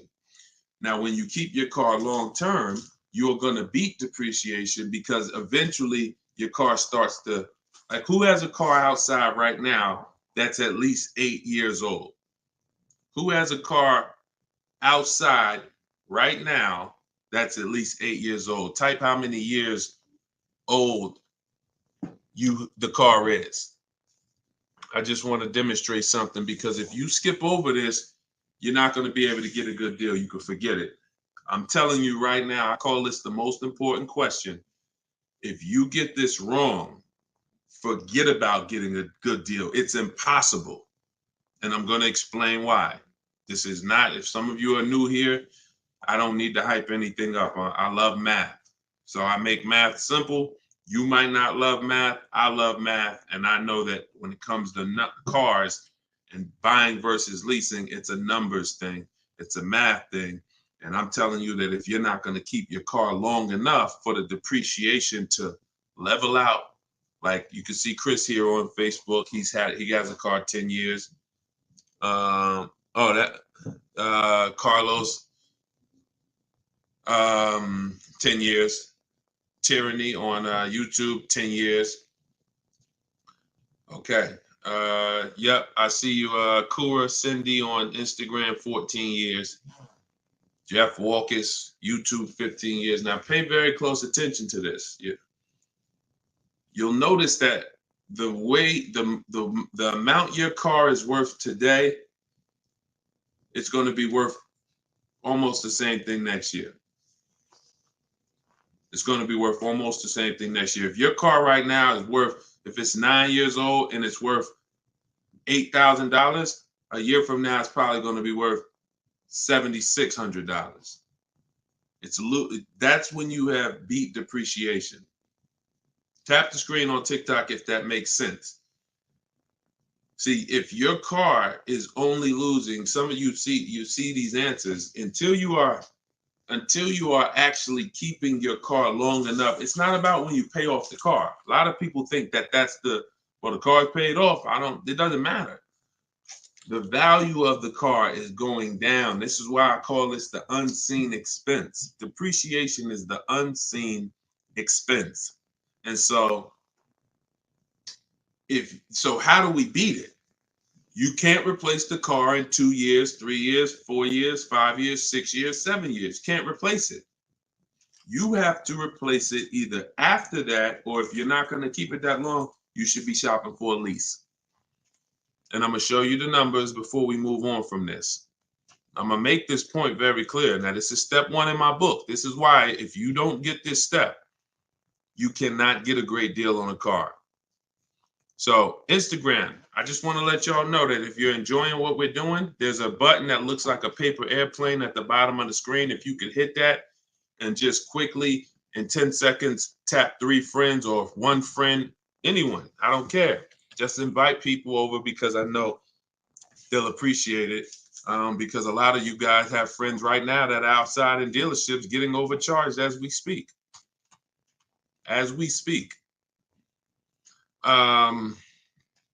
So when you look at long term, here's what you need to see. Look at this, and I'm gonna show you to end this question from TikTok, and why this is what I call the most important question. It's the first question: how many years am I keeping the car? Because look at this. I'm gonna use an example of this lease deal that Zafrina just got. So now, Frina she shops for a 2024 Jeep Grand Cherokee. It's a $65,000 truck. She got an incredible steal on this vehicle. Her payment is $579 a month on a $65,000 truck. No money down. So she did this. She got bids. You're not negotiating for these deals. So I'm just telling you, if you guys want to get these deals, you need to use what I'm teaching you. If you want to get it step by step, it's in my book, in my TikTok bio for 75% off. You won't even leave the broadcast on TikTok. You can get your book for $24 and you'll have everything I teach step by step. And same thing on Instagram, in my Instagram bio. You can get it for 75% off for 30 minutes. So I want to show you guys this. And you know what? That lease deal is too great. I don't even want to use that. Let me use something that our average people are getting no problem. Because Zafrina's lease deal was just ridiculous. $579, $65,000 Jeep Grand Cherokee. From home, by the way.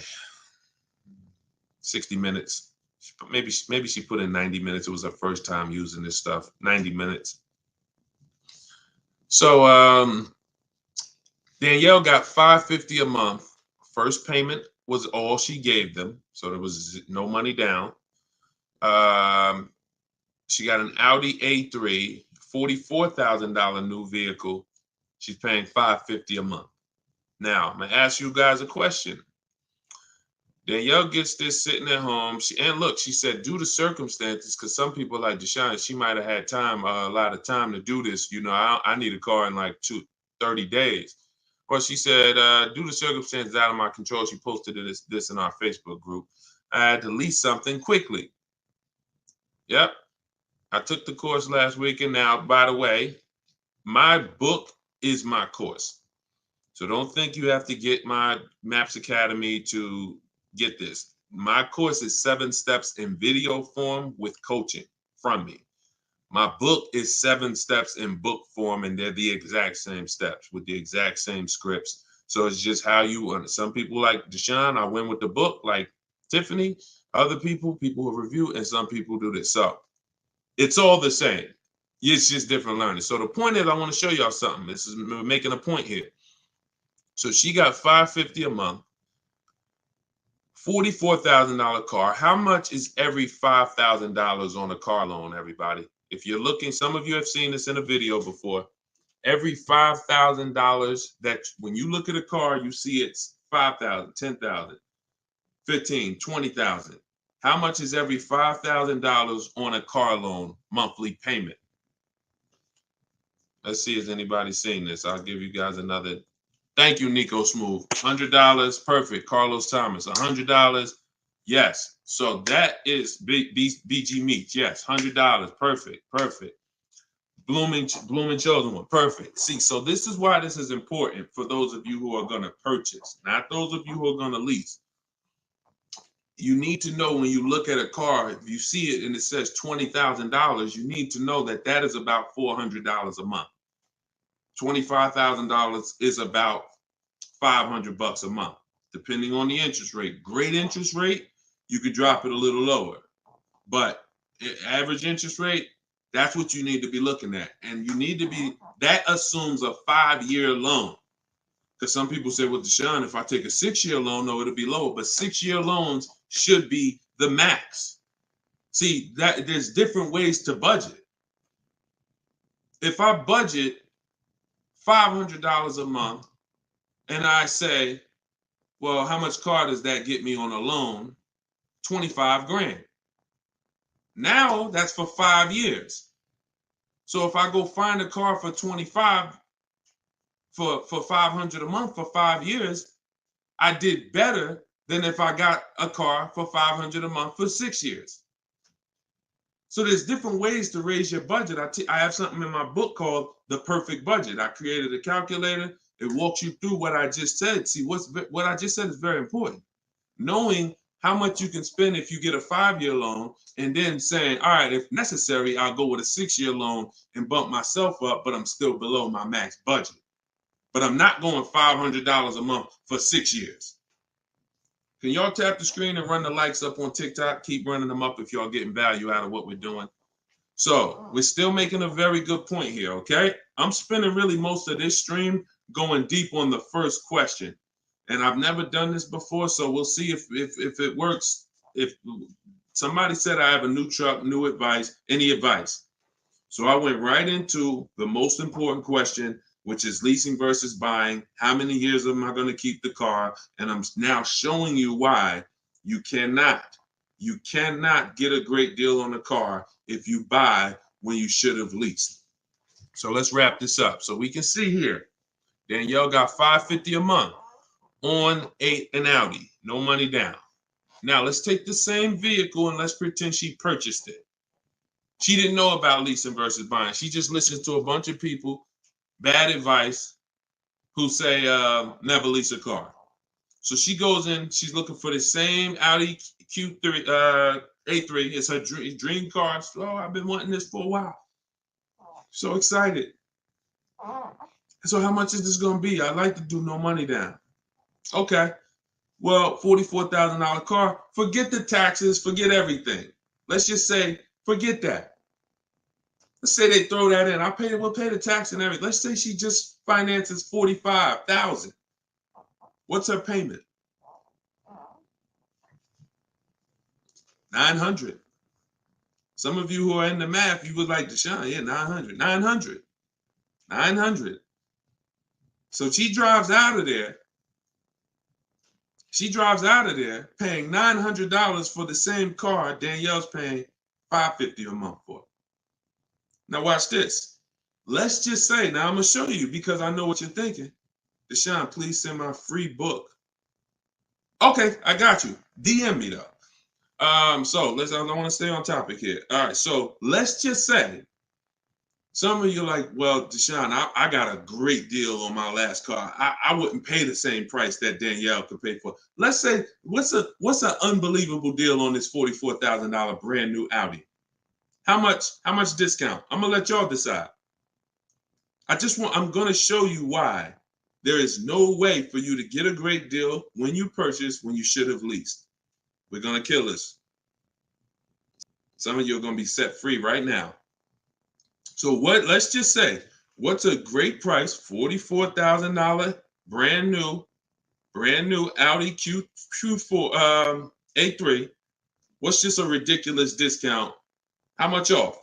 Let's say like the best deal that you could ever think on a brand new car.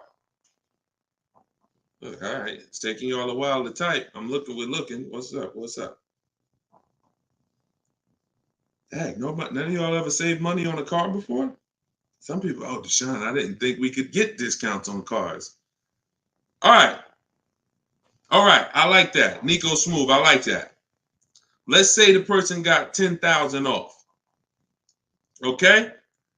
They got $35,000, which is essentially, let's say they got $35,000. The car is $44,000. So let's say they got $9,000 off, which is essentially 20% off the price of the car. Just brand new, nice, popular car. They catch the dealer sleeping, getting bids from home. $10,000, $9,000 off, $35,000. That's what they're getting the car for. Put your taxes on there, because now we're already being super unrealistic. We're not gonna be ridiculously. Let's just say taxes are on there. You know what? Let's just say no. How about this? Not only did she get 20% off, they paid the taxes too. So she really got like $13,000 off. We'll pay the taxes too. Just finance $35,000 even. What's her payment? The most ridiculous new car deal we could ever imagine you've ever seen, we just went over. To show you, no matter how good this is, she still is about to lose because she's purchasing and she should be leasing. Watch this. And I'm going to tell you, when the person who purchases wins, $700. Thank you, paper chasers. Lisa, $650. Those are the estimates. Where do we win at? Imagine if I just gave y'all a ridiculously unreal situation that will never, ever happen. But just to illustrate, if that ever happened, 20% off the car, pay the taxes, her payment's still higher than Danielle leasing. So when does the person who buys win? When they keep the car long enough to outlive the depreciation. Very simple. 8 years. 8 years. It's no comparison. So like you're sitting there and you're like, Deshone, I bought my last car and I've been buying cars all my life. I was just taught you buy your cars, you don't lease them, but I never keep them more than 8 years. If that's you, I want you to type a sad face.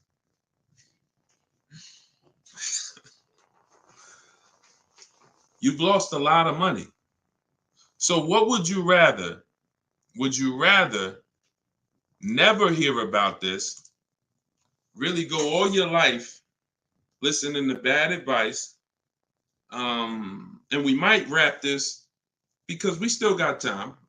Before we even go back into more questions, we actually may go a little, because some of you are like, Deshone, well, what if you buy a new car, a used car? Because you just compared that to a new car.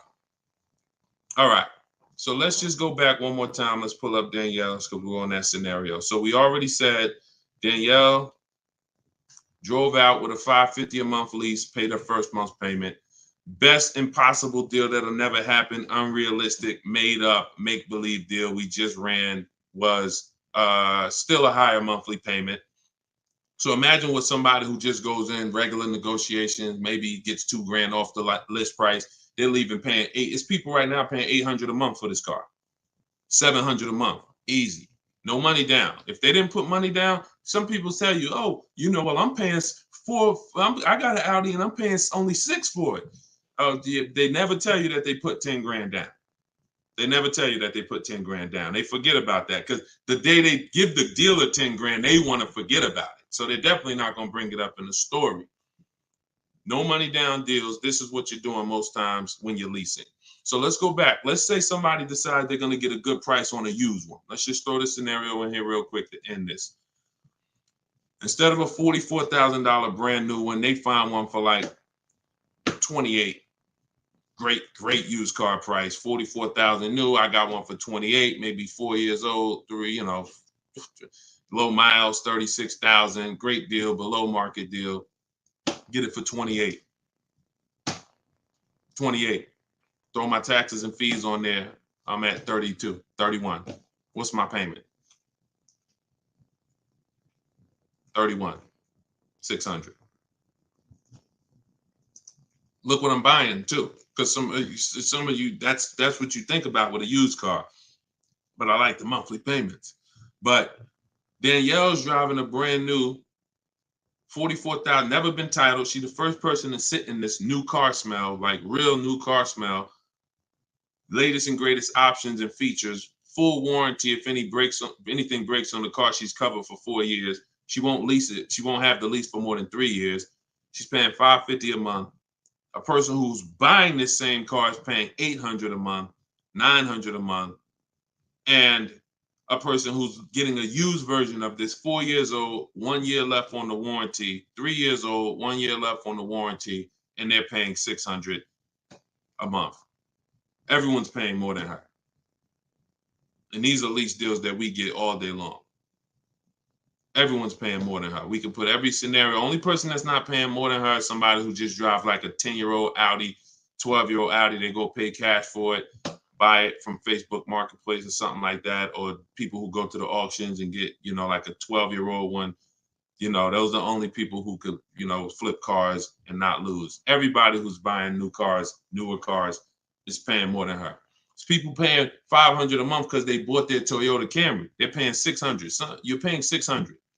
She's driving an Audi, $44,000 vehicle, no money down. You're paying $600. You're driving a Toyota Camry that you're not going to keep for more than another 2 years. Any car, replace it. Chevrolet, you could pay, Camry, Honda. You're not keeping these cars more than 8 years, and you're paying these ridiculous car payments, and you're the ones that, unfortunately, because you believe bad advice, you are not winning. You're losing. I'm God willing, you're like, man, I'm glad I'm young. I'm going to still buy more cars. Most of you are still going to buy more cars.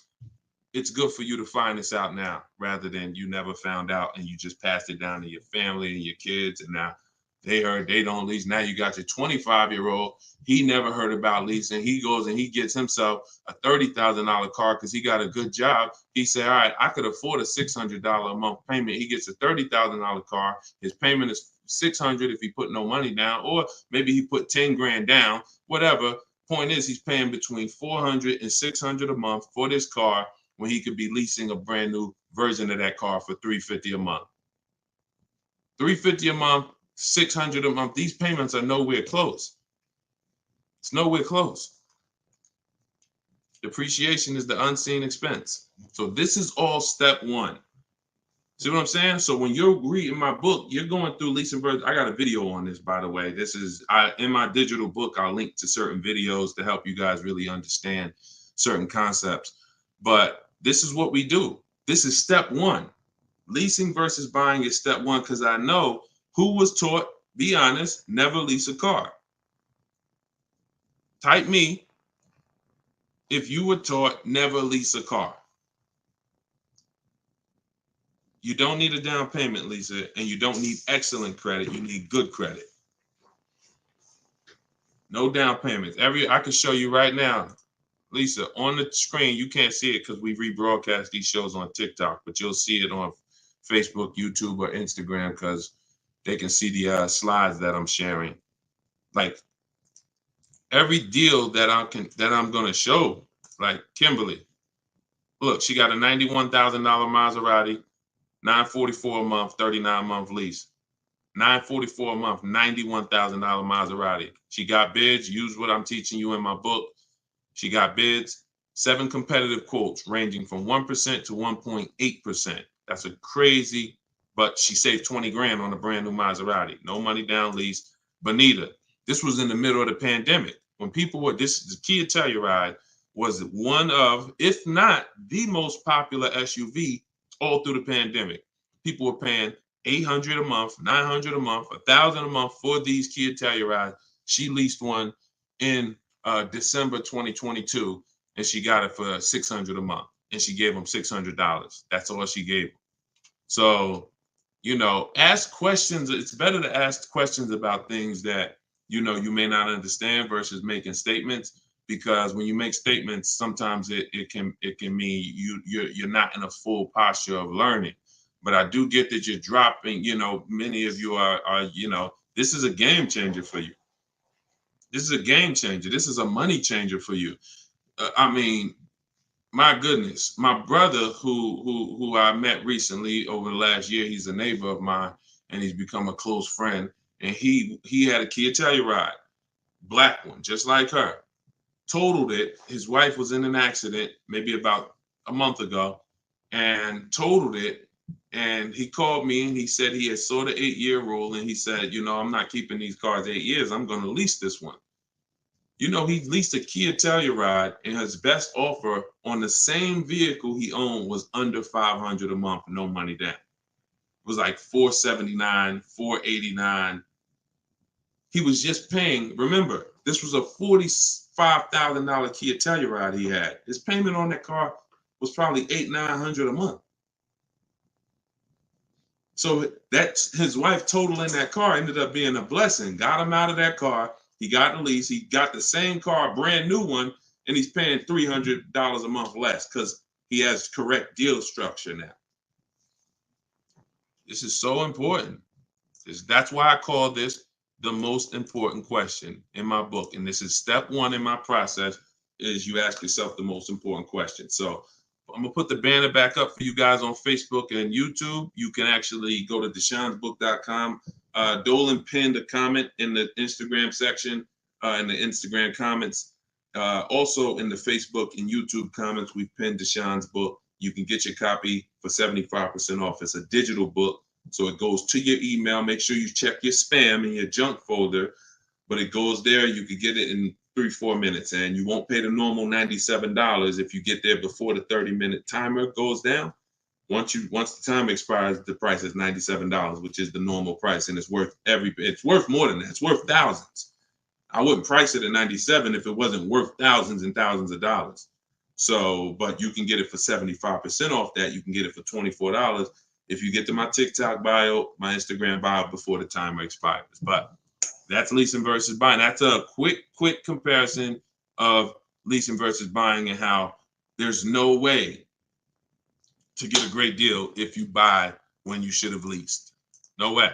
So some of you are going to be like, oh, well, I want to transition because I want to get out of my car that I'm financing and move to a lease. You should do that as soon as it makes financial sense. And that means sometimes you have too much negative equity. You can't move right now. So you may have to wait a year or 2 years before you can actually move over. I like that question M asked on YouTube just now. Do you value owning cars without payments? Can you throw that one up, M? Can you throw that one up, Dolan? Who was taught always pay cash for cars? Who was taught, type a $, if you've heard or you were taught that you should always pay cash for cars. Now, I'm going to tell you, in a market like now, it's great to, all right, I see RJ Velez. Now, there's value in paying cash, and I'm going to tell you where it is, and you got to just, there's no one size fits all. See, the problem, what's been hurting you guys is because you've listened to one size fits all car buying advice. So usually whoever is giving you the advice, they're telling you to buy cars the way they buy cars. Tap the screen on TikTok if this is making sense to y'all. If y'all are following this, keep tapping the screen, running the lights up. Let me know that you're following what we're talking about. So here's what's important. If you're listening to someone who tells you pay cash for cars, buy used cars, that's because they do that. Now, if it makes sense for them, then that's great. But we need to look at paying cash. When does it make financial sense? When does it not? It's based on a couple things. First of all, what are you doing with your money? Because some people say, I don't like car payments. Type me if you don't like car payments. Who said, type that, Deshone, I want to pay cash because I don't like car payments. Can we type that? Can we dialogue on this? Car payments. Anybody? Okay. May not be that many of you right now. There are people who say this, but you don't realize that car payments, when you pay cash, all you're doing is saving up a lot of car payments. So that's all it is, unless you just win the lottery. If you get a lump sum inheritance, that's different. But if you have saved up $15,000, $20,000, $18,000, and you want to pay cash $25,000, then all you did was save up a lot of car payments, okay? Or save what could have been car payments. You can put them in a savings account and just have the car payment come out. So you can literally say, all right, I'm going to put this cash, $25,000 in a savings account, and that's where my car payment's going to come out of, so I don't spend that. If it makes more sense for me to pay cash, then I'll take the cash. And when it usually makes sense is when the rates are very high. If you can't get a rate that makes really, really, good financial sense, and I mean like we get bids for our rates. We make banks bid, we make credit unions bid, we get multiple offers in what I call the bank bidding war. You get this when you get my book too. This is actually a section I wrote. It's like, maybe it's 3 steps to it of how to get the bank bidding war. But once you get those bids, if you can't get a good rate, then it really doesn't make sense for you to pay cash. I mean, it doesn't make sense for you to borrow the money when you can pay cash for it. But there's an exception to this. What people are doing with their money is relative. So let's just say somebody is investing their money and they can get 10% on their money or 12%. Some of you are in real estate. Some of you are in good investments and businesses, investing into small, things that you can get 15, 20% returns on your money. It doesn't make financial sense. If you could get that type of return on your money, why would you want to put it into a car that's going to get you not just a low return? What's the return on a car, y'all?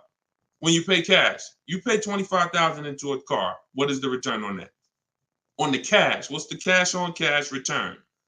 Because I don't want to talk about this much because everyone's not paying cash. It's a small number of you who will, but I want you to be able to know when this is a financial conversation that if you're paying cash, you should understand this. If you got $20,000, $30,000, $40,000 saved up, you're thinking about paying cash for a car, this should be an easy conversation for you to follow. Okay.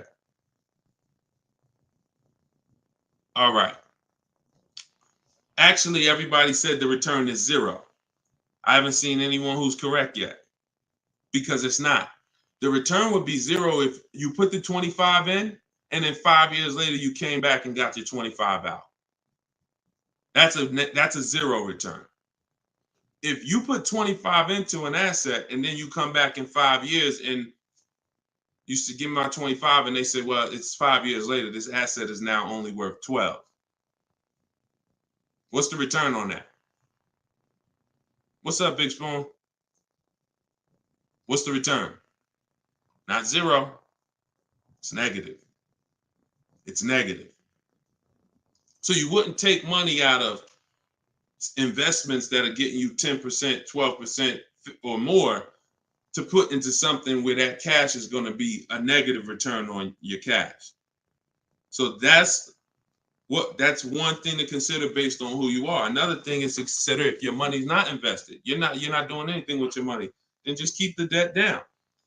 Keep the debt down. Another thing we do is we see if there's any special rates on the car we're buying, because when rates are high, traditionally, you're not getting a low rate from a bank or credit union. Rates are 6, 7, 8% on average. You're not going to see 3%. But sometimes you'll see 3% as a special rate. That's car specific. So if I'm shopping for a Mazda CX-5, I'm going to check to see, do they have any special rates this month on the car I'm shopping for? It might be 2.9, 1.9, 0% sometimes. And these are instances where it doesn't make financial sense to pay cash. If I can get this type of rate, use the bank's money for a very low percentage, and then turn around and use my money and keep my money invested or keep my cash. Maybe you just want to have your cash. Once it's in the car, you can't get it. So once you put your money cash in the car, you can't get that money back out until you sell the car. But if you can keep the money and get the car, now you have your cake and you eat it too. I still got my cash, but I'm leveraging the bank's money, paying them small amounts of interest to use it. So people see interest as the only loss. I don't want to pay interest. That's programming. That's not what would be talked about in a finance conversation. And if you want to get religious, because some of you say, "Oh, I don't want to pay interest because of religious reason," then it's a partnership. It's not a debt. It's a partnership. Anyway, let's not get all into that. Just paying cash is right sometimes for some situations. Paying cash is not right sometimes for other situations. The key is, which situation are you in? That's the key. Knowing how to ask yourself the right questions. Which situation am I in? I'm getting good returns. Stock market been returning me X% late. Hey, this many years, this has been my return. I think I'm going to keep my money invested and I'm going to use the bank's money. That's right for that person. All right. So that's a great question. I don't know how we went deep on that, but we're going deep in this stream. I normally do rapid fire Q&A. We're going deep on some subjects. And again, this is all in my book. Everything that I'm teaching is in my book. Every part of my strategy, it's a 7-step process. First step is most important question. Second step is deal structure. The equity assessment.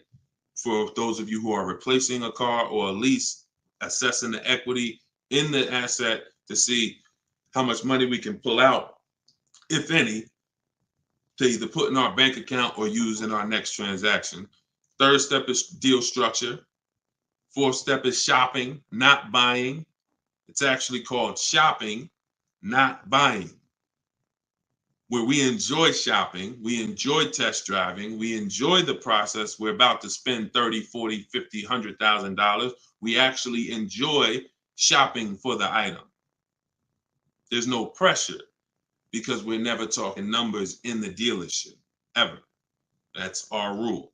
Step 5 is multiple offers. So once we've selected what we're going to be getting, it's time to get multiple offers on it. If we're getting a used version, it's time to see multiple options of it. And if in step 5 in my process, used car shopping is online marketplaces. You're using online marketplaces, cars.com, carfax.com, autotrader.com, cargurus.com, Carfax, CarMax, Driveway, and Carvana. 8 marketplace, eBay Motors. See, some of you are missing great deals because you're only looking at 2 of the marketplaces. That's like you're not going to see below market deals until you can see the whole market. So when we're shopping for used cars, that's what we do. When we're shopping for new cars, we use my 25 to 5, where your goal is to get 5 offers. If you are shopping for a new car or a lease, your goal must be to get 5 offers, because until you get at least 5, you are not going to get a below market deal, because we have thousands of people who have come before you who have used this, and they report to me, they report their deals to me. So when I can tell you the deals we see, we have to get at least 5 offers, because 4 are overpriced.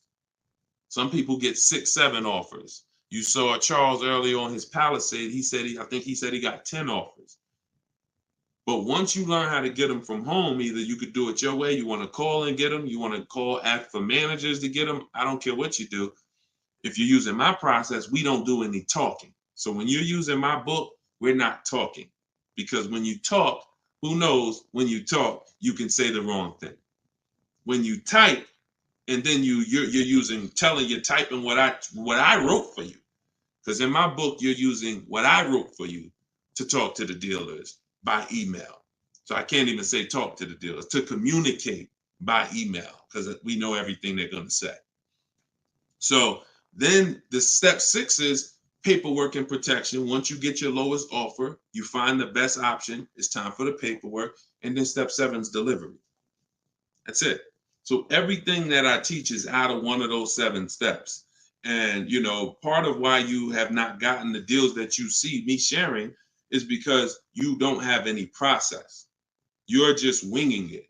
You're just hoping things go well for you. And that's just not a place of empowerment. That's just not a place of empowerment. Strategy is here. So, so we went deep on some of what's in that book and what you'll learn if you get it in the comment section, or you can get it in my TikTok or Instagram bio. If you're watching us on TV, you can also scan that QR code with your phone. And as long as you get there before, but now you're seeing why the book's worth $97. I see why you priced it at $97, Deshone. You know what I'm saying? That makes sense. You breaking this down and telling us what's in the book, and it's a digital book with links to videos and scripts and things you copy and paste. Oh, I see why this is a $97 book that you can get for 75% off. $24 before the timer runs out. Go ahead, Dolan. Yeah, this has been good so far, though. I do like this. Are you enjoying this dynamic? If you are, type something. The word something. Let me know you're enjoying this. All right, this is from TikTok. I'm told lease deals are new each month. Yep, they usually are. Why shop if brand has same financing deal? There's no same financing deal. So lease deals change every month. I want to make sure I'm trying to understand your question right. I'm told lease deals are new each month. Lease deals usually change every month. Sometimes they'll run the same one for 2 months, but usually something changes about the lease deal either every month or every 2 months. Why shop if the brand has the same financing deal? Well, we're shopping for offers. So shopping is to get offers. The financing versus leasing is the first question you should be asking yourself, though. Because as we spent a long period of time talking about earlier in the stream, one offer is not, you can't get a great deal if you buy when you should have leased. So if you didn't see that, definitely watch the replay on YouTube or Facebook. But there's no, the financing and lease deals are extremely different, and they're going to be entirely different prices. And we can't even depend. We don't even. Another thing you're doing, if you're buying a car, looking at the special finance deals is important, because that's how we see if they have 0% or 2% or 3%. But looking at the lease deals is absolutely pointless. Looking at the lease offer is, I don't even call it a deal. It shouldn't be called a deal. Anything that 100 people can come in and get is not a deal. You're not going to offer a deal to 100 people and say, hey, come on in and we make almost no money. See what Charles paid? Look, on his Palisade, $48,000 Palisade, he's paying $597 a month. Sean getting there, he got his F-150 Lightning XLT, $73,000 truck. His lowest bid, he saved, he got it for $4,999, what's this? $21,000 off is what he got. We're showing it on the screen right now in case you think we're capping. You know, we don't need to. You know, this is, look, Frina, y'all saw Frina, 579. This is Tiffany, who wrote us in when she got her deal using my book. She said, I believe we got a good deal from what we learned from the book. Look, it was a $44,000 MSRP that she got $6,530 off the price. That was her lowest bid. So you're nowhere close to what normal people are paying and what is advertised on these vehicles. What's advertised on these vehicles is not a deal. A below market deal is something where the managers don't really want to make it. But you know what? It could happen for a number of reasons. Somebody wants to beat their competition. Sean said he had to go 100. We shop out of state. You'll get very used when I walk you through shopping from home, and you know, you'll see. I mean, if you're gonna do it your way and you get used to it, you'll see you're in more control. You're in control. So, but a lot of times your best offer is going to come from a dealer that's not close to you, because the dealers that are close to you feel like, why do we need to give them a deal? They're going to come in anyway. Because that's what most people do. You're going to walk in the dealer anyway, and you're going to talk numbers and try to negotiate. That's what most people are going to do. Why do we need to give these people deals? But this person who is now talking to multiple dealers from home, they hold the cards. We hold the cards.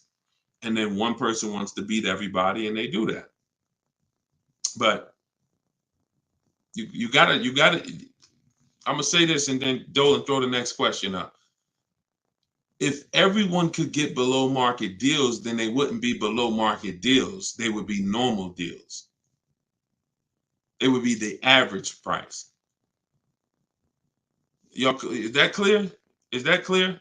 If everyone could get below market deals, if it didn't take strategy to get below market deals, then they would just be regular deals.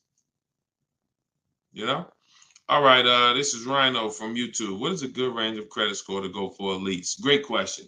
Anytime you guys hear a question you like, just start tapping the screen, please.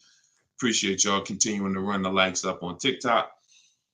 What is a good range of credit score for a lease? So what I teach is the parameters. It's more about profile versus just score. The score is one step of your profile. It's one portion of your profile, score. But you also have income. You have something I call comparable credit. I don't call it that. The bureaus call comp credit, which is you've had a car loan before. So you could have a lower than fair credit. You want to be in at least fair. If you're in the fives, I wouldn't go a lease route. I would go a different route, which I have in my book. You get a smart car, set yourself up for a lease. Not the smart car that y'all thinking of, those little ones. It stands for saving money at the right time. We get the smallest car we could get a loan on, pay the payments for 2 years, then we flip into a lease. Because again, payment history weighs very big. So, but if you're in the 620, 630, but you got on-time car payments for the last 3 years, 2 years, 5 years, you might have, high balances with your credit cards, but your car payment has been paid on time, but your credit score is low because you're using a lot of your available credit. So in that case, you got a great shot of getting a lease because you're replacing a car, you're replacing a payment, you're not adding a payment. But usually, 650, 660 and up. 660 and up is usually the best to stay out of that manipulation zone. But again, if you have a lower score than that, but you have good income, good, you've been at your address a long time, these are things that weigh in the profile. You've been on your job a long time, versus, hey, you might have a 700 score, but you only been on your job for 6 months.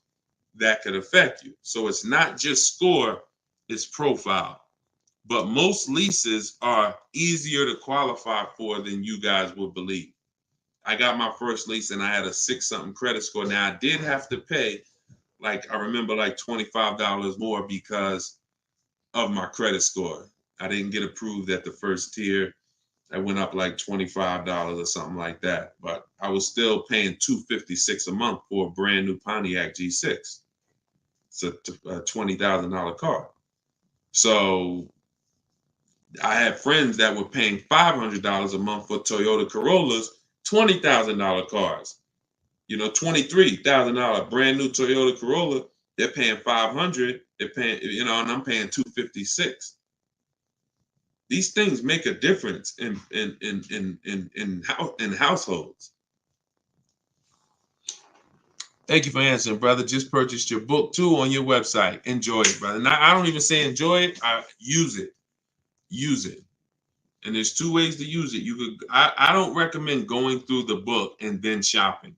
I recommend you don't, the book is written in a way where I ask you, it's like if you called me and said, hey, D, what's my first step? Here, do this and then call me back. You wouldn't call me and be like, Deshone, give me all the steps. I wouldn't give you all the steps because you would forget them. I would tell you, all right, how many years we keep in the car? 4. Okay, we leasing. How many years we keep in the car? 10. All right, we purchasing. Then we're gonna move to the next question. We need to do our equity assessment. Go on these websites, call your bank, get your payoff, do these steps, call me back. Okay, boom, I did that. All right. So once you put those things in an order, you'll see that you threw me off, Dolan, throwing that question up. But yeah, Rhino should. Oh yeah. Anyway, what I was saying is use it. So you could go through the book. I would recommend you go through it, do 1 step, check it off before you move to the next step, so that by the time you get to step 7, I'm congratulating you, saying, let's get ready for delivery. Not, oh, I'm at step 7. I read the whole congratulations. Oh, that was so nice. That nice message you write to us when we get our cars at the end. That's nice, Deshone. You shouldn't be reading that until you got your car. You get what I'm saying? I'd rather you go through the book that way. It'll be a lot quicker, a lot more effective for you. All right, but use it. Use it. Great. All right, Dolan, throw that up for me now. Thank you, man. Appreciate you. Okay, Freon on YouTube said, what about refinancing when the rate drops? Absolutely. If I'm buying a car and I'm paying a high rate, what is considered a high rate, 7, 8%, depending on the car. Now, there are times where rates are high. That's the best offer you could get. But there are times where we know rates are 3%, 4%. There's time when the rates was 2 and change from the credit unions and things of that nature. So, relative to what they've been, these rates are high. So, yes, as long as you have a great car, the goal is always to get a great car. You could change the loan, like Freon said, by refinancing. So let's say I have horrible credit, 400 score, I need a car. I'm going to make sure the car I get is absolutely a great car. I mean, it must last. This is the thing you need to be looking for. I need to make sure I'm getting a car that's going to last, because I could always fix the loan. But if you fix the loan, refinance, but you got a bad car. You got a car with 100,000 miles on it, and now you're saying you're going to keep it 8 years. You're not keeping that car 8 years in a lot of cases. It has too many miles on it. So you should be shopping for a car saying, okay, I'm planning on keeping this 18 years. I want to get myself something with 60,000 miles. Now that might mean you can't get the big SUV. But if you get the big SUV and then the car breaks down in 4 years, it defeats the purpose anyway. So you could always fix the loan. Don't get a bad car. Very, very important. Or that really destroys a lot of these long-term plans that you need to have. Okay? But yes, everyone will be refinancing when the rates drop. That's for sure. Go ahead, Dolan. Next one, please. Great questions. Great questions. Yes, these are some great questions. From TikTok, I have a car with a lease ending in a couple months. Buyout is 35, but Kelly's Blue Book is 44. Should I buy out the car with the option to sell after? We don't usually buy leases, in fact, ever. Why are we so big on buying our leases? Who told us that was a good idea? Who told us going from buying? Think about this. 3 years ago, I drove off the lot with a very nice brand new car that I was paying, hopefully, a decent payment on. Why am I going to stop doing that to now buy a used car? What's the benefit to us buying these leases out? Maybe I don't see it, because what I explained is it's a horrible idea. It's a horrible idea. One exception, if you're keeping the lease 8 more years after you buy it, then it's fine, because it's just like you bought a used car. So you really kept the car how many years if you leased it for 3 years and you're keeping it another 8? See what I'm saying? 11 years.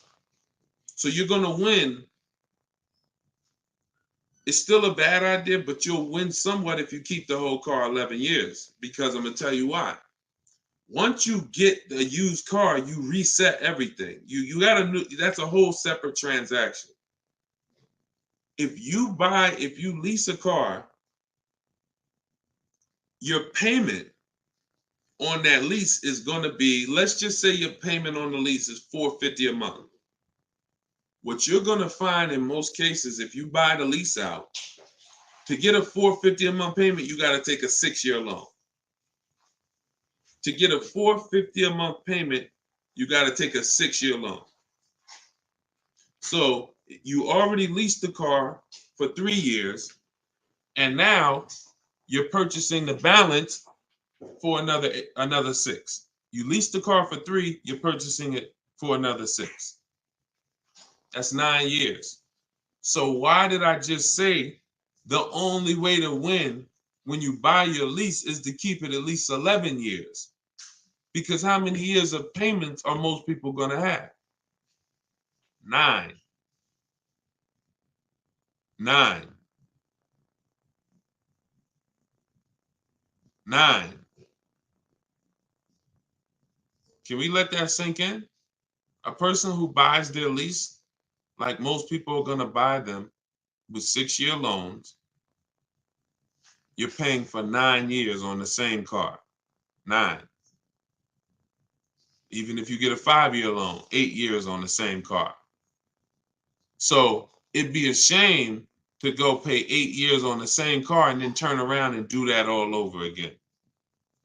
So you want to keep it long enough to at least, hey, I had 2 years of no payments though. You know, I had that car 11 years. I only had 2 years of no payments on it. That's a pretty bad way to live. You're paying on 9 years old, 8 years old, you're still paying on the same car. 7 years old, still paying on the same car. This is why buying your lease is a horrible idea in most cases. From the start, you should either be leasing or you should be buying a used car. It's one or the other.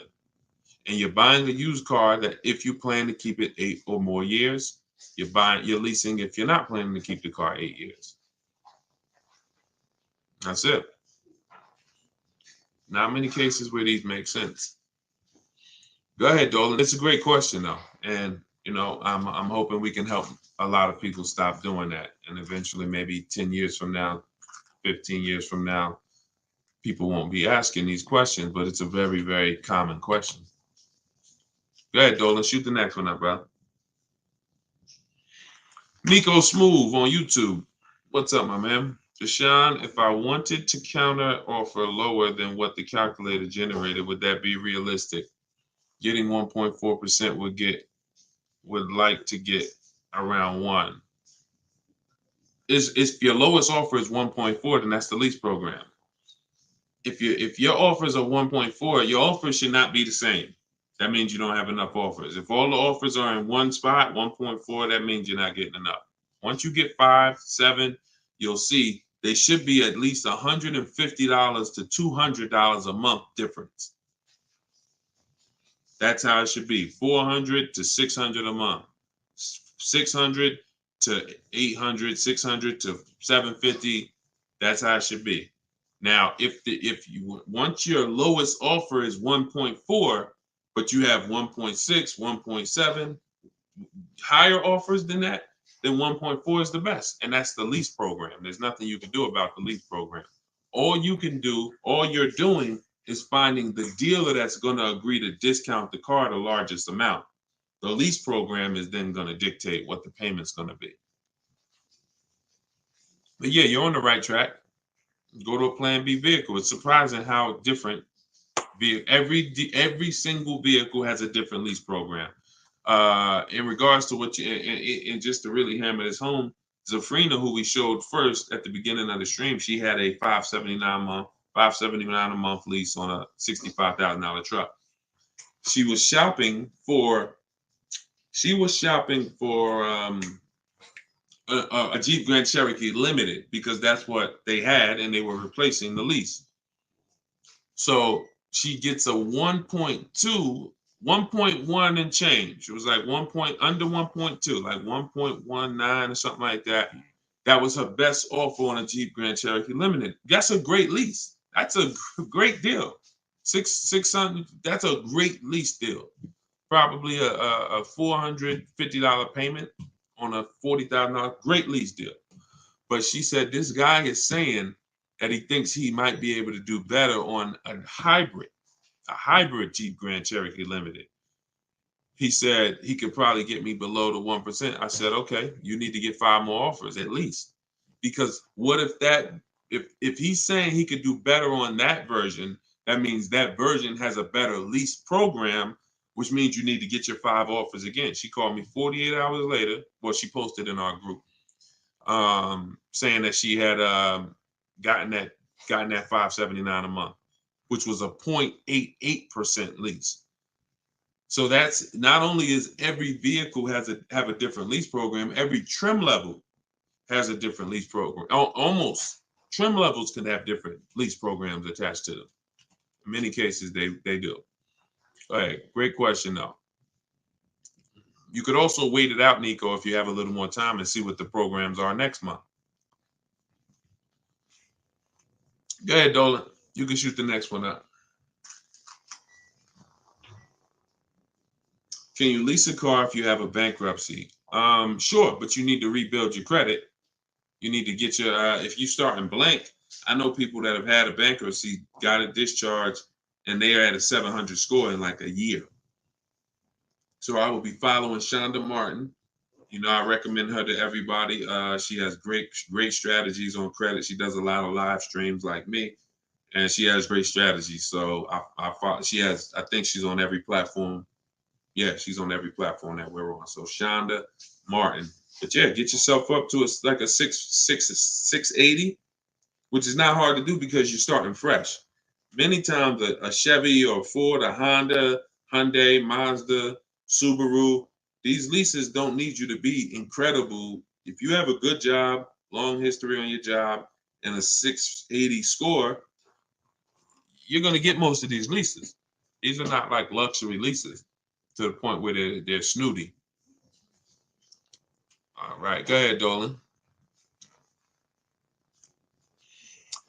Genesis on YouTube. So how can you lease out of state with the current lease looking to trade in? But I heard Deshone say out of state lease deals are good. Well, if it's the best offer, you go as far as you need to go to get 5 offers.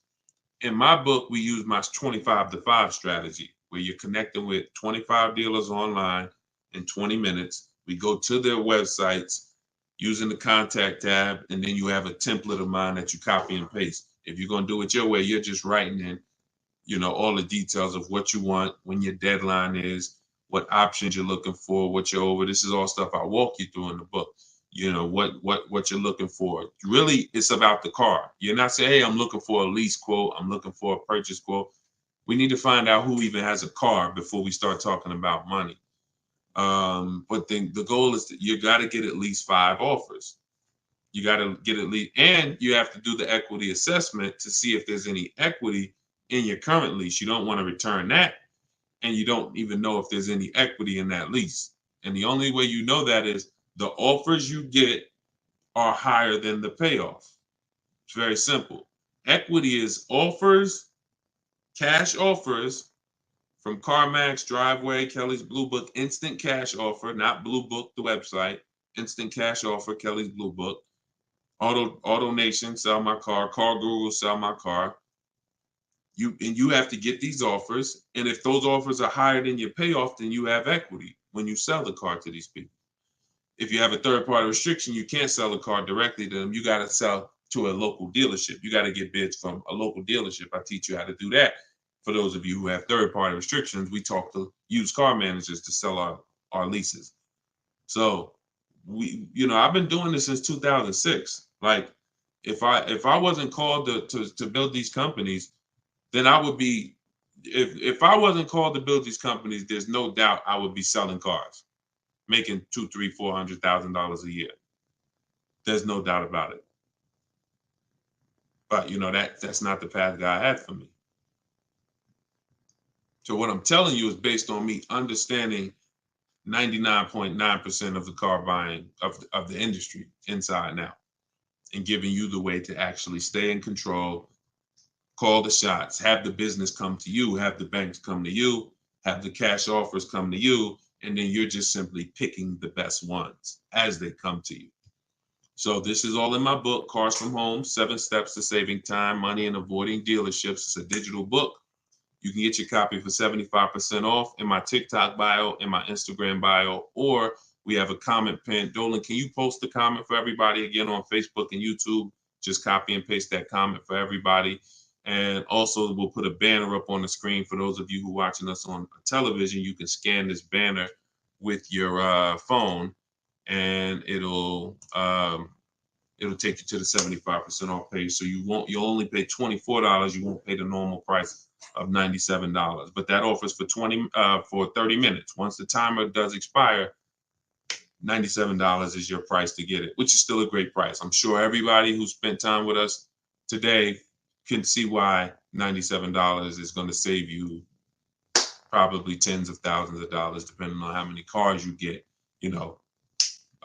Sean saved 20 grand on his first car. So for those of you who want to attend my free masterclass, Everything You're Doing Wrong, Buying, Selling, and Leasing Cars, you can attend that in my bio. We'll also put another comment for those of you who want to attend that. That's about an hour-long class, and I'm teaching very specific.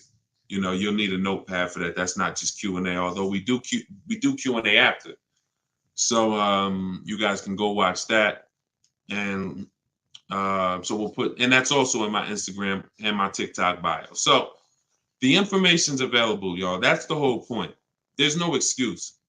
Everything that we talked about today is really financial awareness, financial literacy that you have not learned. You haven't heard of it before, but this has been around. We've been doing this for 3 years. Over 2,000 people have come before you. We have over 6,000 people that have this book now. So this ship has sailed. This car buying from home, you're late to the show now. And you can't afford to go buy another car the old way and think you're getting a good deal. You can't afford to do that. I mean, money is very hard to come by for some people, and you need to, I don't care who you are, you should take it seriously. So this is why we're here. And so you can get it from my free videos, from these Q&As, in my book, in my masterclass. I don't care how you get it. You want to join me in Maps Academy and have me coach you through your car buying. I don't care how you get it. Just make sure you get it. Get in where you fit it. All right. So that was episode 17. All right. We'll see you on episode 18. God bless y'all.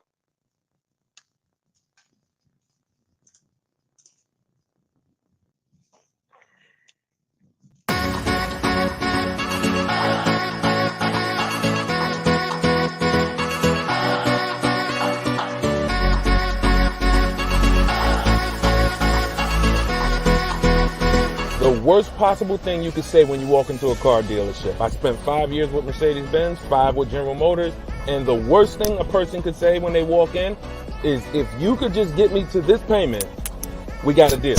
So your loan's probably still like 19, which means you got to pay to get out. You're upside down. It's called negative equity.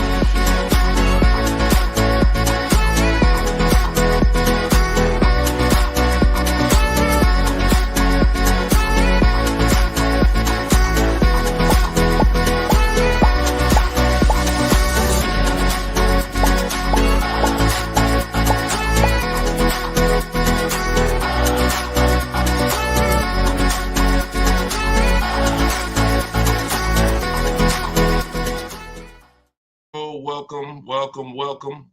This is episode 17 of Car Shopping Questions and Answers. I am your host, Deshone the Auto Advisor, and we do these live shows throughout the day, throughout the week, to make sure that you have access to cutting edge car shopping strategy, which is the science of making dealers and banks bid for your business instead of negotiating the old-fashioned way. So that is what we do here. Frankie boy, good to see you, Frankie boy, on TikTok. Kev, I see you on TikTok. We are live on all 4 platforms: TikTok, Instagram, YouTube, and Facebook. We have Dolan in the background. He's going to be pulling in your questions for the show. So as you're here, you can start typing your questions. Let's get the housekeeping out of the way as well.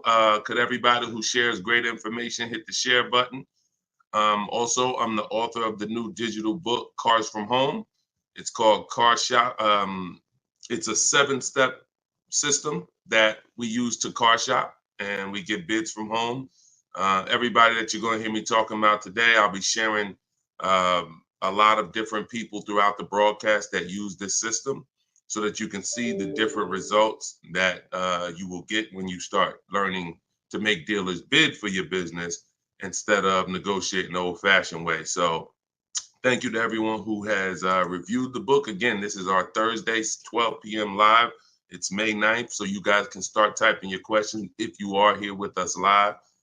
And for all of you who do want your copy of my new book, Cars from Home, 7 steps to saving time, money, and avoiding dealers. We have a link in the comment section on Facebook for you guys. We also have a link inside my TikTok bio, inside my Instagram bio, that you guys can use to get your 75% off your copy. So you won't pay the $97 price. You'll pay $24, but it's only for 30 minutes. So once the 30-minute timer is up, the price is $97, and it's a great price. So all of these people you'll be hearing throughout the show have used the strategies that are in this book to save thousands and thousands of dollars from home. And that's where I like you to be as well. Questions coming in, feel free to throw them up, and we'll get right to it, y'all. Let's go. Whenever you don't see the banner above me, you know we're actually live. When you see the banner, that means we're rebroadcasting, because we do rebroadcast this show throughout the day. But whenever you don't see the banner, that means we are absolutely live. Okay, so start typing your questions. Type them fast, and we'll get to it. T. Del Mar on Instagram. I'm leasing. Now test drive. Why do I ask for an older salesperson? Won't any salesperson be okay? No, any salesperson will not be okay. Some salespeople will bring you in for a test drive, we talk to people who are experienced in the dealership. So when we talk to them and we ask them, do they have a car that we're coming to see? We know 9 times out of 10, they're going to be honest with us. You get a new kid on the block or a salesperson who doesn't care about this stuff, they'll get there. Who's ever gotten to a dealership, was coming for a test drive, and then the dealership said, oh, that car got sold, or that car is not here anymore by the time you get there? If you've ever had that happen, type me. You set up a test drive, you come in, oh, I was coming to see that car. Oh, it sold like, 2 hours ago. It just sold. See, when you're dealing with experienced salespeople who are honest, exactly, Peaceful Grace on TikTok, you understand. So this is why every step that I teach is important. Even things that you might see, okay, why is he telling us ask for this person? It's because if you don't, you run the risk of running into a salesperson who doesn't care. Oh, they'll get there and just, oh, well, that car sold, but hey, I might have another one. Let's look at some other ones. No, we don't go for that. We don't go for that. Our test drive is strategically set up to try to guarantee a successful test drive where we can be in and out that dealership in 20, no more than 30 minutes and coming home. Okay, let's go. Nothing is left to chance. All right, go ahead, Doe. Let's shoot the next one and keep your questions coming, everybody. We'll try to get through as many as we can.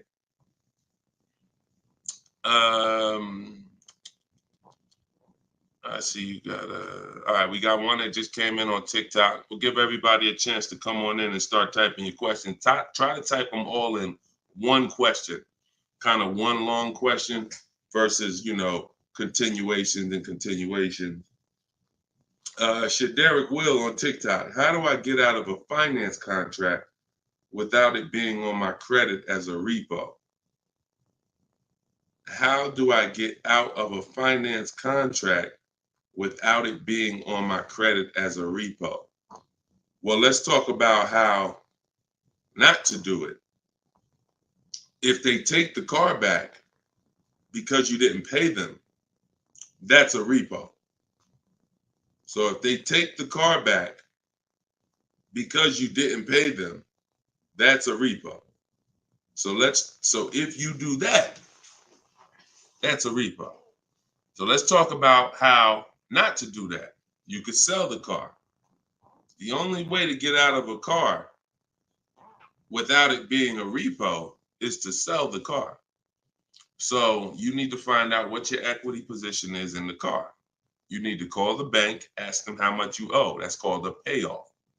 Get your payoff amount, how much you owe, and then you're going to get offers. You're going to do what we call an equity assessment, where you go into the 6 online car buyers and you get you get these bids: CarMax, Driveway, Carvana, Kelly's Blue Book Instant Cash Offer, AutoNation Cash Offer, and Car Guru's Sell My Car Cash Offer. Those are 6 different cash offers that you're going to get, and whichever one's the highest, that's the one you would take. What's up, Dave DFW? I see you. What's up, Yono? That's how you get out of the car. The only way you're going to get out of a car you want to replace people is to sell your way out of it. Because we don't trade. In most cases, we do not trade because you don't get all the money. When do you get all the money trading anything? You know what I'm saying? Who can tell me an item that when you trade it, you get the most money possible for it? I'll wait. Anybody? What's up, Bobby I Modern? What's up, Bell? See what I'm saying? So we understand. You're not going to get all the money of anything trading it. You sell it. That's the way. And most times you guys are taking $2,000 to $3,000 to $4,000 less for your vehicles, trading them. You're losing. See, again, you can't take the price, the monthly payment seriously, but not take the price of the car you're buying seriously. Not take the shopping for your interest rate seriously. Not take the selling of your old car seriously. Because you may be more focused on saving $1,000 off the price of the car you're buying, but you're not putting that same energy into how you shop for your loan. You're giving the bank $2,000 or $3,000 more because you're paying higher interest. Or you're not doing this bidding process. You're trading in your cars. and you're paying $1,000, you're getting $1,000 to probably $4,000 less than what you would get selling these cars to online car buyers. So that's how you get out of a car. Only way you can do it is to sell your way out of it. And if you have negative equity, to pay the difference so that you can get out of the car. But if you just let them come take the car, you can finagle anything you want to try to not have it be a repo. It's a repo. It's a repo. And so the time 3 years ago, everyone could have sold their car and really got out of them because the prices of cars were so high. What's up, Alan Denson? Thank you so much. Appreciate you. Yeah, so that's it. Go ahead, Dolan. Shoot the next one in. This is our Thursday live show. My man, Alan Dawson. Appreciate it. Oh, Alan Denson. Yep, appreciate you, man. Thanks for supporting the broadcast. This one's Optimal Living from TikTok. This is our Thursday, May 9th live show at noon. So whenever you guys don't see the banner above me, that means we're live. You can send your questions in, and we'll try to get them into the show. Grand Rising, I want to buy a used approximately $10,000 or less, approximately $10,000, less than 100,000 miles, 1 or 2 owners, like a Honda, Hyundai, Volkswagen, good gas mileage, easy to repair. Any suggestions? Well, you have a lot of filters there.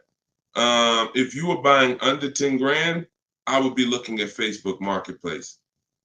I would be looking at Facebook Marketplace because our used car strategy is to look at all the marketplaces where cars are.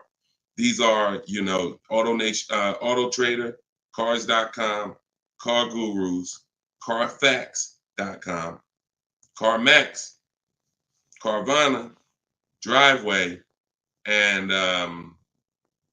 eBay Motors. But if we're looking at a car that's under 10 grand, I would certainly be looking at Facebook Marketplace. Facebook Marketplace is where you're going to try to find a private party owner, not a dealer. Not a dealer. You're trying to find a private party owner that's going to sell you the vehicle, private party, not a retail purchase. A retail purchase is at a dealership that has done reconditioning on the vehicle to prepare it for the market. And so you're paying for that. You're paying probably 10% more for a retail purchase because it goes through the retail process. But if I'm spending under 10 grand, I'm looking at Facebook Marketplace to look at to get a private party sale where I could save probably another 10%, maybe a little more below the retail price. But that's really depends, price specific. Same thing with selling cars. When we get our bids, if our car is worth less than 10 grand, we usually I always tell people, it's in my book, if the car is less than 10 grand, when you get your offers, you could get probably 1,500 to 2,000 more listing it on Facebook Marketplace. So if my highest offer might be for 8 grand from CarMax, everyone else is offering me 7 and 65, and I'm gonna throw it on Facebook Marketplace if I have the time, and I'll sell that car and usually get a $1,500, $2,000 above. So it's the same difference. I would shop on there if I was looking for a car under 10 grand.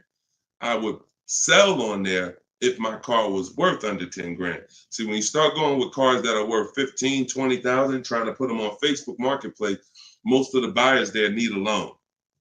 Most of the buyers on Facebook Marketplace need a loan. So when you get there, they're not going to be, you know, most people don't have 20 grand to bring a private party. That's just most people. So the buying pool is very small for 15 to 20 grand, 30 grand private party. But the buying pool is very big for under 10 grand private party. So you always want to go to where the buyers are, where the best opportunities are. So yeah, that's what I would be doing. Great question, Optimal Living. All right, keep the questions coming, y'all. I see Sharita said, hey, I got the book. I'm stoked. This is great info. Thank you so much, Sharita. Enjoy it, use it. The things that are in my 7-step book, y'all, is everything you're learning right now. So everything that I'm teaching you is out of one of my 7 steps in my car shopping process. My book is called Cars from Home. So it's all designed to teach you the science, walk you through the science step by step of doing 90% of your car purchase from home 90% of your savings are done at home, not in a dealership. The only thing we're doing in a dealership is test driving, is having our car appraised if we have a third-party restriction by a used car manager, and picking up our car if they don't deliver. Those are the only three things we are doing inside a dealership. All the negotiating, the price saving, the shopping the market, the research, the working with the bank, that's all done at home. And some people, some of you are going to do 100% of your purchase from home. If it's a new car or a lease, some of you could do 100% of it, because if the dealer delivers, literally you never went into the dealership except for the test drive, and then we get our bids and we accept the best offer. This is somebody who just got a bid. You can see the dates not too long ago. Look, I contacted 25 dealers. Some of you know my system is used to, we connect with 25 dealers, with our goal being to get 5 offers. Because what percentage of offers is overpriced? Let's see if anybody on here knows. If anybody's been spending time with us, this might be a lot of your first time with us on the stream, but what percentage of dealers is overpriced? Let's see who knows. And this is why you must get at least 5 offers. At least 5 offers, because what percentage of dealers are overpriced, everybody? Let's see. All right, we may got a lot of new people on here. Maybe nobody knows. No, not 100%, Twan. Not 100%. Thank you, T. Delmar. 80%. Exactly. 80%. T. Delmar Instagram got it. 80% of dealers are overpriced. Now, this is not my opinion. I'm telling you guys. I've been working with people all around this country. I opened up my car buying school, Maps Academy, 2021. We have probably over 6,000 people now that have our book. So people report deals to me. I have hundreds of people who over the years report their deals to me.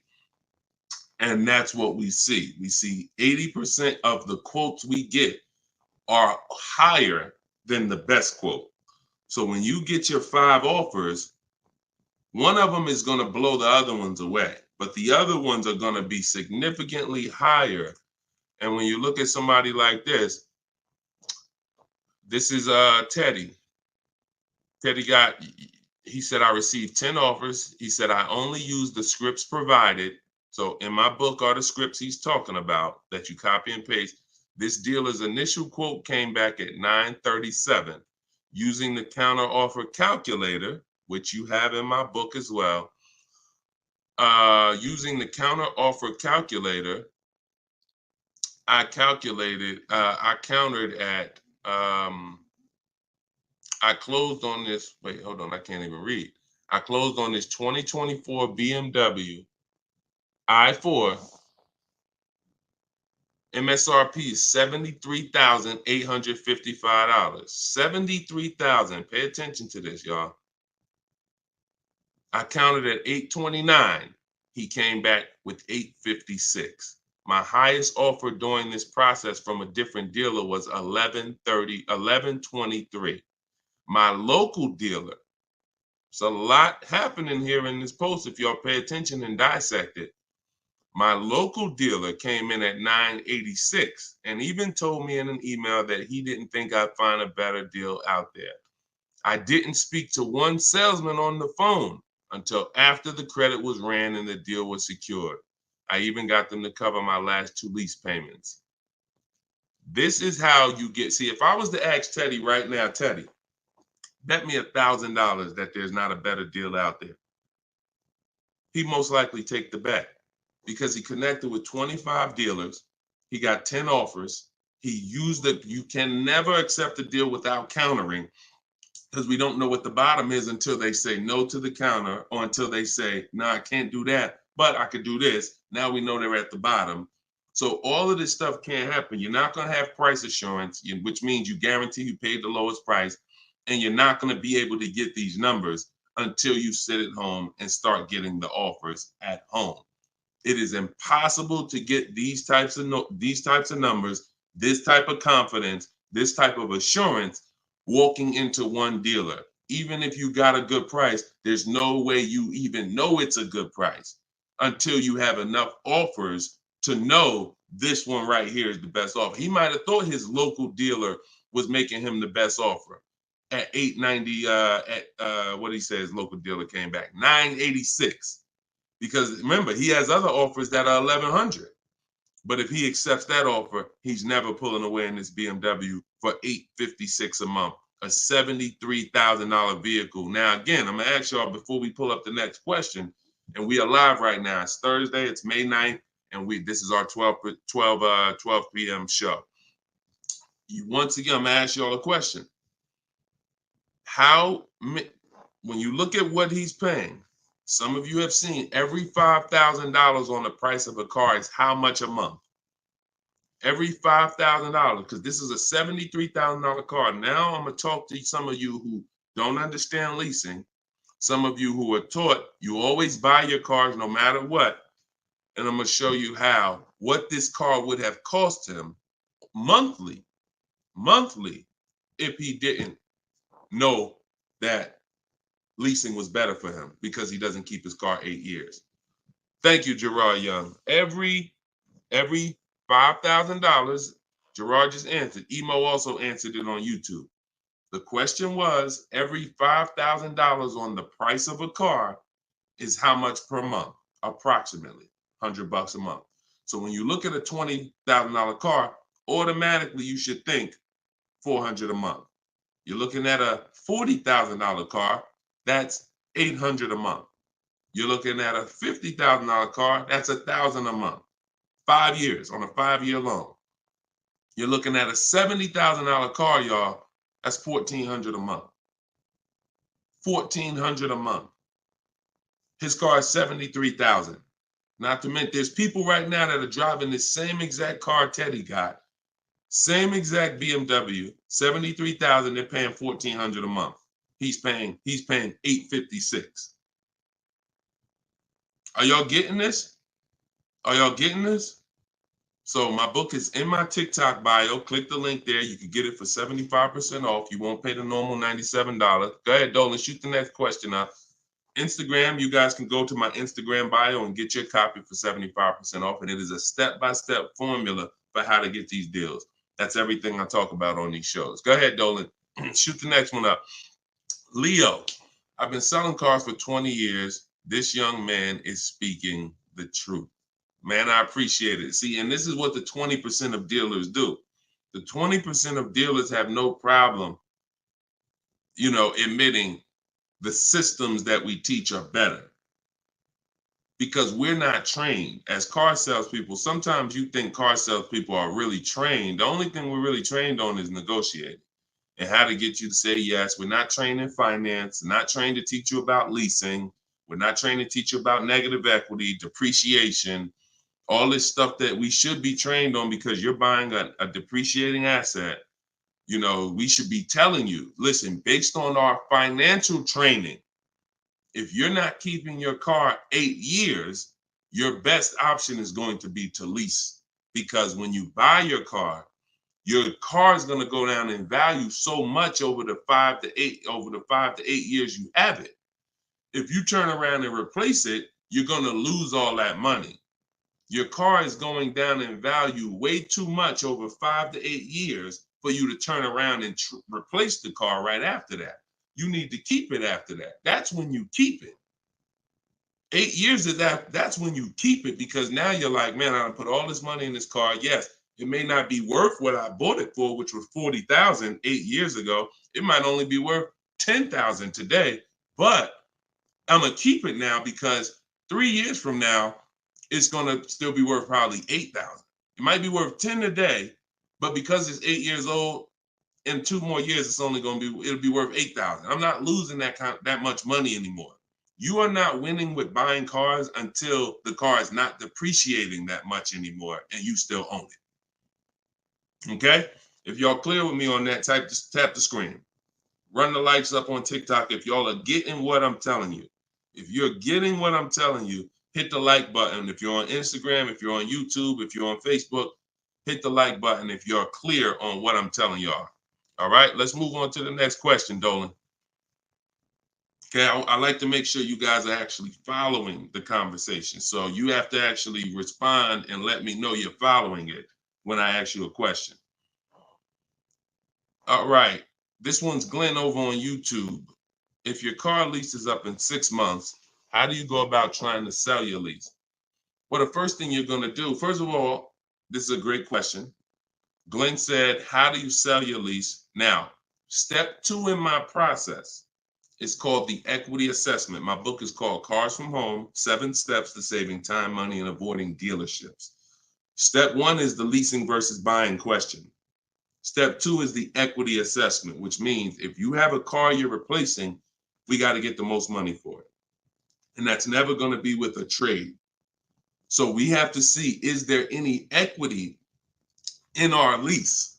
Now, we are not assuming this. We are going to do this process and see, because some leases have no equity. Some leases have a good amount of equity. Like, hold on, I just had somebody write me talking about equity they got in their lease. Hold on. Didn't talk to, I think it was this person. Oh, but I cut off their post.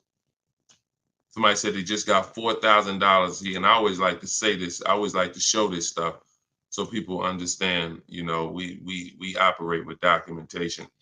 So when you are getting how you determine if you have equity is with cash offers, not with algorithms. KellysBlueBook.com. Blue Book says my car is worth this. That means I have equity. No, Blue Book doesn't buy cars. So what you want to do is you want to determine if you have equity by calling your bank. You're going to get your payoff, which is how much you owe. And then you are going to go on the websites that I'm laying out for you. It takes you 20 minutes. If you can't take 20 minutes to go on a website to fight for your money, you don't deserve it. You're going to CarMax, you're going to Driveway, you're going to Carvana, you're going to Kelly's Blue Book Instant Cash Offer, where they connect you with a local dealer to get a cash offer. You're going to Car Guru, Sell My Car, and you're going to Auto Nation, Sell My Car. And that's going to give you up to 6 offers. And if you have a lease, you need to ask your bank, do you have a third-party restriction? And if they say you have a third-party restriction, then if you have equity, you're going to be selling to a local dealer, not to one of the local online buyers. If you don't have a third-party restriction, we sell to the highest online buyer. If you do, we sell to the highest bidder among used car dealers. So it's just simple. There's different processes. I don't teach one size fits all car buying. So some of you who have a lease with a third-party restriction, you're going to use one strategy. Those of you who don't have a third-party restriction, you're going to use a different strategy. Those of you who don't have any money you owe on your car is paid off. You don't need to call your bank. You just need to go on those websites and get the offers. So, and when you're on there, if you have a lease, there's going to be a part where it says, is your car owned, financed, or leased? You want to put owned. It's very important. Don't put lease, because it triggers something in their websites. So that's step 2. I go over this thoroughly in my book. This is called the equity assessment. You can't, listen, you need to get bids. Bids. That is my favorite word, that multiple offers. The reason why you are not saving the money that you could be saving is because you're not getting bids. The reason why you don't have the confidence when you leave a dealership that you got the best price is because you're not getting bids. It's very simple. Start getting bids and you're going to save more money and make more money selling your cars, and you'll see why we don't trade in cars. That's the equity assessment. Okay? Step 2 in my book. Go ahead, Dolan, shoot the next one up. All right. Yep. Wanda said my last lease had 5,000 in equity on TikTok. Amen. I sold the lease a couple years ago when prices were super high. I made $10,200. My mother did. I made $9,000 on my Jeep Grand Cherokee. That was in 2021, I believe, 2021. Yep.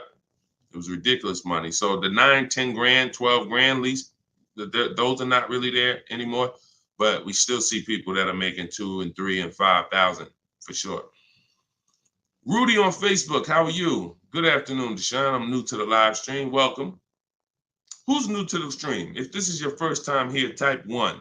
Type the number 1 if this is your first time here. I'm looking for a 2020 SUV, Mercedes GLB 250, 4MATIC, less than 20,000 miles. Drives over 120. I see you, Yvette. Drives over 120 miles daily. We have been looking in different car websites. Still haven't found one that matches our max of 30K. Any suggestions? We live in New Hampshire. We've been looking in Massachusetts as well. Should we be expanding our searching area? Thank you for your help and keep up the great work. Absolutely. Yes, you should be expanding your search area. If you're looking for a 3-year-old vehicle with less than 20,000 miles, right now, you got to look at the age of the car. When you're searching for a used car, you got to remember a car comes out the year before the year we're in. So if a car is a 2020, it was released in 2019, most likely, which means you're calculating the age based on then. So if you're looking for a car that was released in 2019, and right now we're in 2025, you're looking at a car that's 6 years old. If you're looking at a car that was released in, 2022, and we're in 2024, then it's 2 years old. So you need to look and say, okay, how old is the car I'm looking for? And then we can look at the mileage.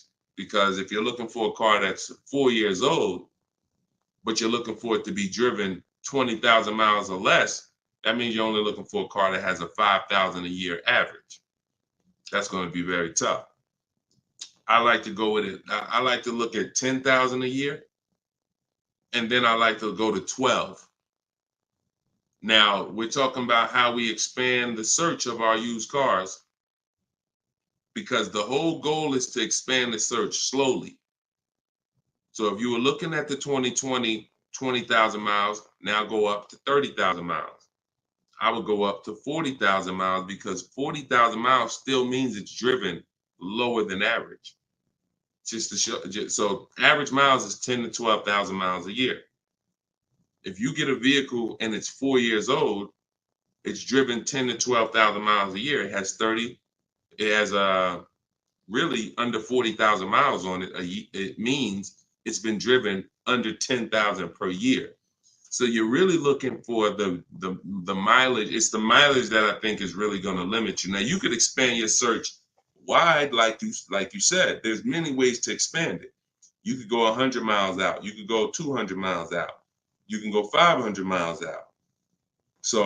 But you could also expand the search by lowering the mileage threshold and saying, all right, I'm looking for something that has, under 40,000. If it has 36,000, 38,000, 30, I'm good with looking at those. And I think that's going to give you a lot more options, considering how old the car is and how many miles you're looking for it to have. That's way, way, way, way, way below average driven miles. Way, way, way below. And when you have just, you're looking for a car that's only been driven 5,000 miles per year, you're going to have a harder time doing that than looking for a car that's been driven 10. So once we do that, we're still narrowing it down in other ways. Carfax title history, service records, accident history, verifying there's no fake fees. So we have other narrowing down processes. Then we get the new window sticker to make sure, because you can't know you paid a great price without knowing what the original price was. Who's bought a used car in their life? Type the letter U.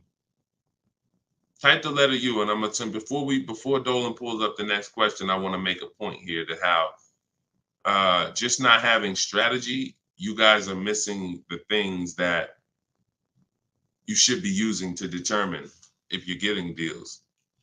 Yvette, you, I see you. Okay.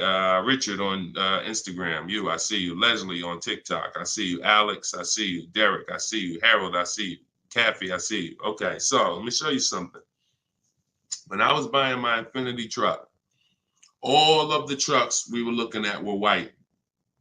All of them were priced between 30 and 32,000 as a used vehicle. 30 and 32,000. So if I narrowed it down, the top four I was looking at, they were all white, black inside, between 30, 32,000 price. Similar miles, one may have 26,000 miles, but the highest one has 36 similar miles. So I'm narrowed this down. Now, this is where many of you you don't have the information to make the right decision, because the determining factor of which vehicle I chose was based on the brand new price. I'm gonna tell you exactly how this went. Once I got the brand new price, I got the brand new window sticker on all of these cars, I was able to see that one of the cars brand new was 46,000. One of the cars brand new was 48,000. One of the cars brand new was 52,000. And one of the cars brand new, which is the one I ended up getting, was 54,500. It was a special edition. It has all of these features on it, has all these packages.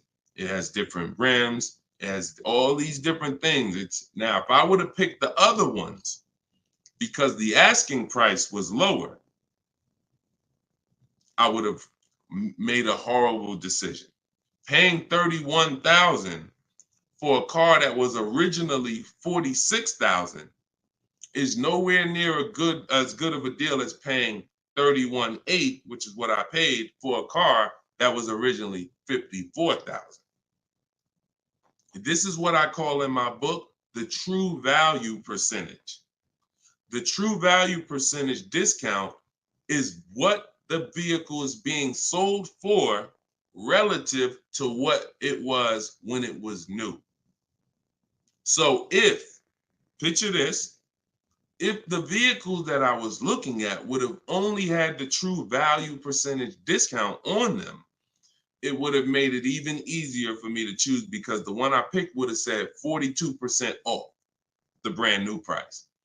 The ones that I didn't pick would have said 38% off the brand new price, 36% off the brand new price, 32% off the brand new price.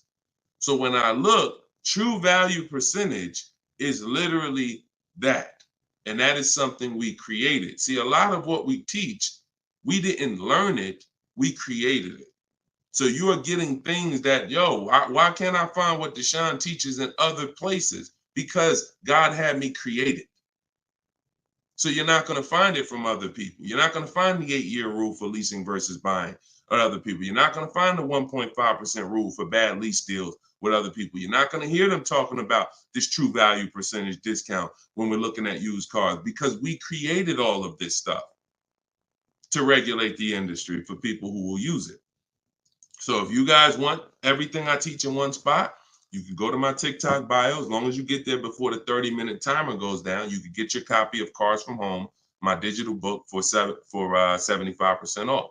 Go there. You won't even leave the broadcast. Get your 75% off. It'll be in a few minutes, and you can use this stuff for the rest of your life. Same thing with Instagram bio. And if you're on Facebook or YouTube, we have a comment in the comment section for you guys to get your book there, and you can use it. And if you're on a TV watching us, then you can just scan this QR code with your phone, and you can get your 75% off. $97 is still a great price, even if you missed it and suffer. Get your book full price. If you missed the countdown, that's fine. But the money that you're going to save is going to be dramatically multiplied versus what you spend on this book. Okay, Dolan, shoot the next question in, y'all. We are live. This is our Thursday, May 9th show, 12 p.m. So whenever you don't see the banner above me, that means we're actually live, and you guys can type your questions, and we'll try to bring them onto the show. Helena, what do you consider a good interest rate? Well, this is a relative question.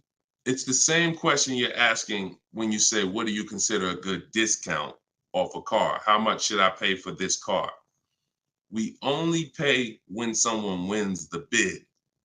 So we teach something called the bank bidding war, which I also created. You have been taught that, don't let these dealers run your credit, or always get, who's been taught any of this stuff? Always get your own pre-approval, You know, never use the dealer's banks. Never, you know, all of this stuff. Any way. We teach a process that the credit bureaus allow. The credit bureaus allow us to have an unlimited number of banks and credit unions run our credit with a hard pull, as long as it's within a certain period of time. As long as it's within a certain period of time, when that time expires, they are going to have that weigh on our credit as one hard inquiry in terms of how it affects our score. See, normally when you have a bank run your credit with a hard and then another one, and then another one, each hard inquiry affects your credit. But when you do it the way it was meant to be done, and using the bank bidding war, if one hard inquiry would have dropped your credit 10 points, 20 of these hard inquiries is going to drop your credit the same 10 points. So the way it's done is there's 3 rounds to it. There's 3 rounds. This is for people that are financing. Again, those of you who are paying cash, this doesn't matter. Those of you who are leasing a vehicle, this doesn't matter. That's why having access to car buying advice that's not one size fits all is what you need. Because typically, if you only pay cash for cars and get used cars, that's what you're going to teach people. So everything has a different place. So those of you who are financing a new car or a used car, you're going to use the bank bidding war so that you don't have to ask this question. This is the answer to Helena's question. How do you know? What do you consider a good interest rate? It's who wins the bid. So there's 3 rounds to it. The first thing we're going to do is see, are there any special interest rates on the car we're shopping for?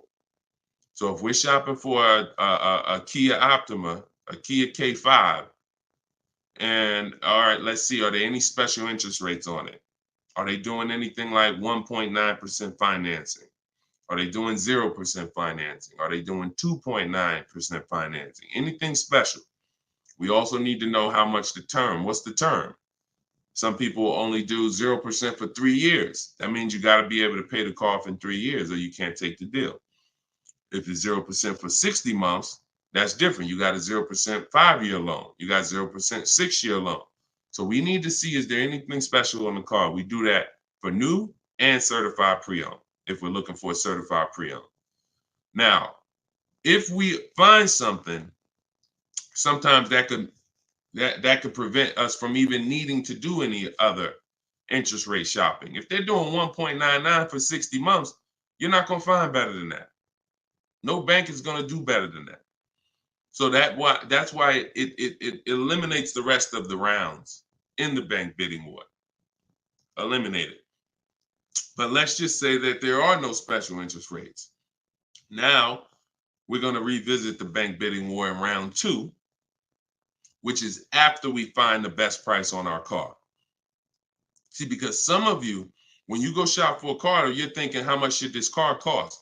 Oh, what's the monthly payment should be on this car? The monthly payment is between you and the lender. It's not between you and the person you're buying the car from. See, this goes back to our point, which is you must set up your car buying transaction from who you're getting your loan from. The process of shopping for the best price on your car is different, or should be different. If you listen to me, it will be different than the process of you getting the best price on your loan. The best price on my loan is a different process than getting the best price on the car I'm buying. So now, once I start now looking for my car, getting my bids, get the best price on my car, now it's time to come back and get the loan involved. See, many of you are focused on what the best monthly payment is on the car, but you're not focused on finding the dealer that has the lowest price. That's focus number 1. Before we think about what is our monthly payment, we are thinking about what is the dealer, what's my process for finding the dealer who's going to sell me this Kia K5 for the lowest price, who's going to sell me this $40,000 car for the lowest price.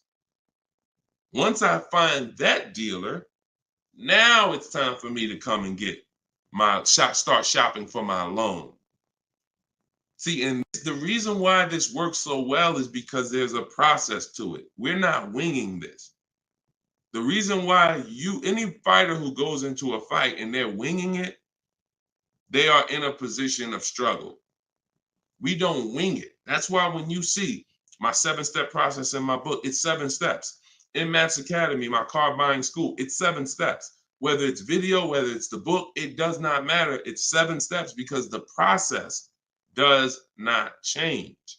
A process should not change based on whether you want a new car, used car, a lease, a luxury car, an exotic car. It shouldn't change. So once you find the best price on the item, now you're coming home and you are going to now contact online banks, your bank, your credit union, and you're going to get all their offers. This is round 2 of the bank bidding war. Round 1 is any special interest rates on the car. No? All right. Then we go find the best offer on our car. Now we're going to start round 2, which is our bank, our credit union, online lenders, all submitting bids for our rate. Round 3, once that's done, round 3 is we call the dealer who we have the car on hold with, and we tell them the best rate we got, and we give them a chance to see if they can beat it. That's round 3, because the dealers have another 5 to 7 to sometimes 10 banks. So see if they can beat it. So now you have 3 rounds of individuals competing for your interest, for your loan, to give you a loan. 3 rounds. First is the special rates. Second is you, your bank, your credit union, online banks. Third is the dealer's banks. And so when you leave, you already know I got the best interest rate. I guarantee it because I had 15, 20 people competing for my bank, for my loan. And that if you do that correctly, you are going to see that it weighs on your credit at the end as the same as one hard inquiry. That is what the bank bidding war. When you get my book, I email you a copy of the bank bidding war with it because I haven't merged the bank bidding war into my book yet. That's an update. Yes, that's an update. So all of you who had the book prior, when I update the book, you get the new book. You get the new book. That's another reason why having a digital book is the best way to do this. Because when things change in this game, when websites change, people go out of business, I update the book so that things can stay fresh. That's a beautiful thing about having a digital book. So the banner is on the screen. You guys can go to deshonesbook.com on Facebook or YouTube. You can scan the QR code with your phone because everyone can get your copy for 75% off. You won't pay the normal $97 as long as you get to either my TikTok bio or my Instagram bio before the 30 minutes is up. Okay, that's a great question, though. And what we're doing is we're going a little deeper. I've had tons of shows. We've done tons of streams where I was doing these rapid fire answers. This is episode 17. So what you're going, or 18. So what you're going to see is we're going a little deeper on certain topics as we're led to. So go ahead, Dolan. Next question. 5 though. No, I'm not streaming on Twitch, Matt. Only on Facebook, YouTube, Instagram, and TikTok. This is Lauren over on YouTube. Used your system just last week to lease a new car and got a 2024 Tiguan, great, at 1.1% after getting 6 bids. Now you talking, Lauren. It was the most enjoyable car buying process I've ever had. Thank you. Do we see what the, let me screenshot this here. This is what we're talking about, Lauren. This is what I am talking about. See, Lauren didn't know me. See, here's how different information changes things. Lauren was just like y'all about a month ago. She didn't have my book because we didn't even release the book. She was just like y'all. She might have didn't even know me. But what? She's an action taker. She got on the stream. She said, look, I like what this guy's talking about. This book is $24. What's the worst I could lose? There got to be something in that book where I could at least make my $25 back. Or even if I paid $97, got to be some tip. One tip in here got to be able to make me at least $100 back. She later finds out she's going to get thousands of dollars in discounts, get a 1.1% lease. Well, what that means is if the car is $40,000, her payment is like $420 on a $40,000 car that people are paying $800 a month for, $700 a month. Her lease is 1.1% of the MSRP. So because she's an action taker, she went forward, she got the book, she used the scripts, she said, I'm done with the old process. I'm willing to unlearn my old way of shopping, and I'm going to relearn this new way to shop. That's why, you understand?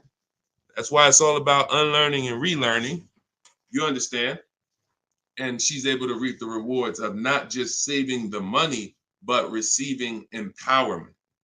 Because this is the only way to car shop empowered. You could go negotiate. Not only are you not going to get the money off that we're getting, because if you're negotiating with an 80% dealer, there's no way for you to get these prices. So if you're in a dealer, yeah, they'll take off money for you, but their price was so high to begin with that when they take off the money, you're still higher. An 80% dealer is the overpriced dealers. You can't negotiate them down to the best price. So even if you did that, you still wouldn't have the empowerment of letting the business come to you. See, you're empowered when you're sitting at home and the business is coming to you. You're in control. And the only way to do that is with bids. So congratulations, Lauren. Enjoy your new Volkswagen. Beautiful vehicle. And I'm so glad to hear that you trusted the process and you have reaped the rewards. Congratulations. God bless you. All right, Dolan, go ahead. Throw the next one up. We are live, y'all. This is our Thursday, May 9th, 12 p.m. live stream. So if you don't see the banner over my head, we are live. You can ask your questions. We'll try to get them in the show. Wanda Lopez Smith on TikTok. Leasing companies not allowing third-party buyouts.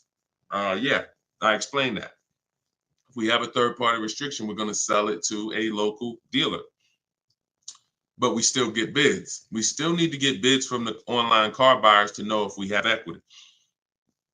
If we have equity and we have a third-party restriction, we're going to sell it to a used car.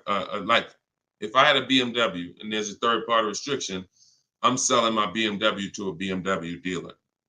I have a whole script in my book for how we do this. We talk to used car managers, and I'm going to have a used car manager buy it. See, some of you bought your car because you saw the third-party restrictions and you bought it and resold it. I don't like doing that because when you buy it and resell it, you have taxes, you have fees that you're going to pay. When you sell to a local dealership, sometimes they don't pay the taxes and there's no fees. So buying and reselling, you're eating up like probably $3,000 or $4,000 of any equity you would have. So yeah, we've been getting out of that. We've had a process for third-party restrictions since they started them in 2021. We've had a process for how we were going to sell our cars and get our equity, even with third-party restrictions. So that's never stopped us. Never stopped us. Good, great question. People like the live view have no clue how valuable his information is. Appreciate you, Belle. Thank you so much. Only people that know how valuable the information is people who use it. People who watch, there's a saying, you can't be a hearer of the word. You want to be a doer. A doer. A lot of people hear. A lot of people hear because we want our ears tickled. But it's the doing that leads to the savings. And in our case, what we're asking you to do is easy. It's just your programming and your fear of a process. See, it's an unknown hell. I mean, an unknown heaven is what we have over here. But you have a known hell. Sometimes what you know is so comfortable, even though it's hell, but it's you know it. You're comfortable with it. You're comfortable with the discomfort of car shopping. So this is what, Deshone, everything you're saying, that sounds hard. Sitting at home and doing these copy and paste things and having this, that sounds hard. That's just your fear. That's your programming talking to you. That's not reality. Because in reality, you see people like Lauren who just came on and you see this is the easiest way she's ever bought a car in her life. This is the most money she's ever saved in her life. Look, you got people like, look, Matt, happy to share. I've officially graduated. Huge thank you to Deshone, building such a great system, answering all my questions along the way. Lease details. You got a $56,000 Hyundai Palisade calligraphy, 1.28% lease. Highest quote was $1,167 a month. He got his for $719. The highest quote he got from an 80% dealer was $1,167 a month. He got his for $719. Sitting at home, getting bids. So for those of you who want to know, like, I do have a car buying school. It's called Maps Academy. You want to know more about it? We have a comment in there. You can attend my free masterclass. I don't let anybody in my school who has not gone to my masterclass. Everything you're doing raw and buying, selling, and leasing cars. So there's a comment in there for the comment section, and we have a link in my bio for you as well, who if you think, you know what, I want to see about his online buying school. I don't care, because the system that Matt says, Deshone, thank you, Deshone, for building such a great system. The system is the same. So, but you have to be an action taker. And because the system is simple, and it's in video form, and it's in book form, and it's in my free live video, my free streams, you just get it where you could get it. But there's no excuse for sitting at home car shopping the old way anymore when this information is available and it exists and it's 3 years old. This isn't new. We have hundreds of people. You're not oh, let me take a chance and see if this will work. That ship has sailed long time ago. Long time ago, that ship has sailed. But the action takers are going to win, not just the hearers. People listen, oh yeah, this sounds good. Of course it sounds good. But you won't reap the results until you become an action taker on the information. Okay, so those of you who want the book, it's in my TikTok bio, it's in my Instagram bio. You'll have access to these strategies for the rest of your life. All right, Dolan, shoot the next question up. We got some great questions coming in today. This is our Thursday, May 9th live show. So we are live right now. It's our 12 p.m. stream. Melanie from TikTok, what do you recommend for a young adult that is first-time car buyer that has no credit? I would recommend you save up. You get something that we call a smart car. That's not one of those little cars that you heard. It stands for saving money at the right time. I got a car that's my point A to point B car because I work from home. I got a car that was literally $4,000. I got it from a grandfather over in South Orange. He was 98 years old, and he still drove until he couldn't drive anymore. Car had 72,000 miles on it, and I got it for $3,750. Literally, it was I got it a year ago, so that was it was an 08 Pontiac G6, 70,000 miles. And that's something that I drive from point A to point B whenever I want to do my run. Because again, I work from home. Most times we take the truck, but if my wife's out, I'll take the car. But I didn't need to spend $10,000, $15,000, $20,000 on a car that I'm driving twice a week. So what I would tell you for you is if you need transportation, you want to get it reliably, save up some money, get yourself a private party sell on Facebook, pick it up for a couple grand, but you have to be diligent. You want to find it from an owner. You want to find it from an owner who's not driving too much, who maybe they got a second or third car in the family, and that you don't want to deal with these dealers on Facebook Marketplace perpetrating as owners. The owners know the history of the car. They've had it for the last 8-10 years. You want somebody that can tell you, yeah, my little son, this is where Jeremy took the car one day. He was driving to the grocery store. He backed into a car over there right here. You want a person who knows that, not a dealer who just picked up the car and now they're trying to sell it to you for $2, $3, $4 grand. So that's what I would be doing. I would be getting me a very reliable, inexpensive car that I can actually get to work with, make more money. And then once I make money, I will be choosing whether I'm buying or leasing based on if I'm going to keep the car for 8 more years. Whenever you get into spending real money on cars, over 12, 15 grand, this is when you start wanting to ask yourself, am I going to keep this car 8 years or not? Because once you get these cars and build up your credit, Melanie, another thing you should be doing is getting a credit card, not using it, pay it off every month, spend $20 on it, pay it off so you can get your credit up to a 700 score. You could be at a 700 score lightning fast before the next 12 months.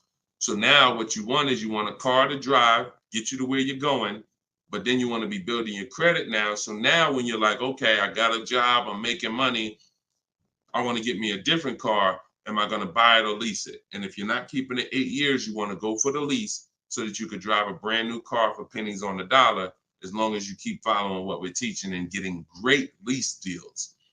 But if you're keeping the car for 8 or more years, then you would go and you would buy a car, not lease it. But in order to do that, you want to set yourself up and get yourself up to a 700 credit score. So you should follow somebody like Shonda Martin. She's on all the platforms. Shonda Martin, this young lady is a guru when it comes to credit. She does a lot of live streams, a lot of Q&As, just like me.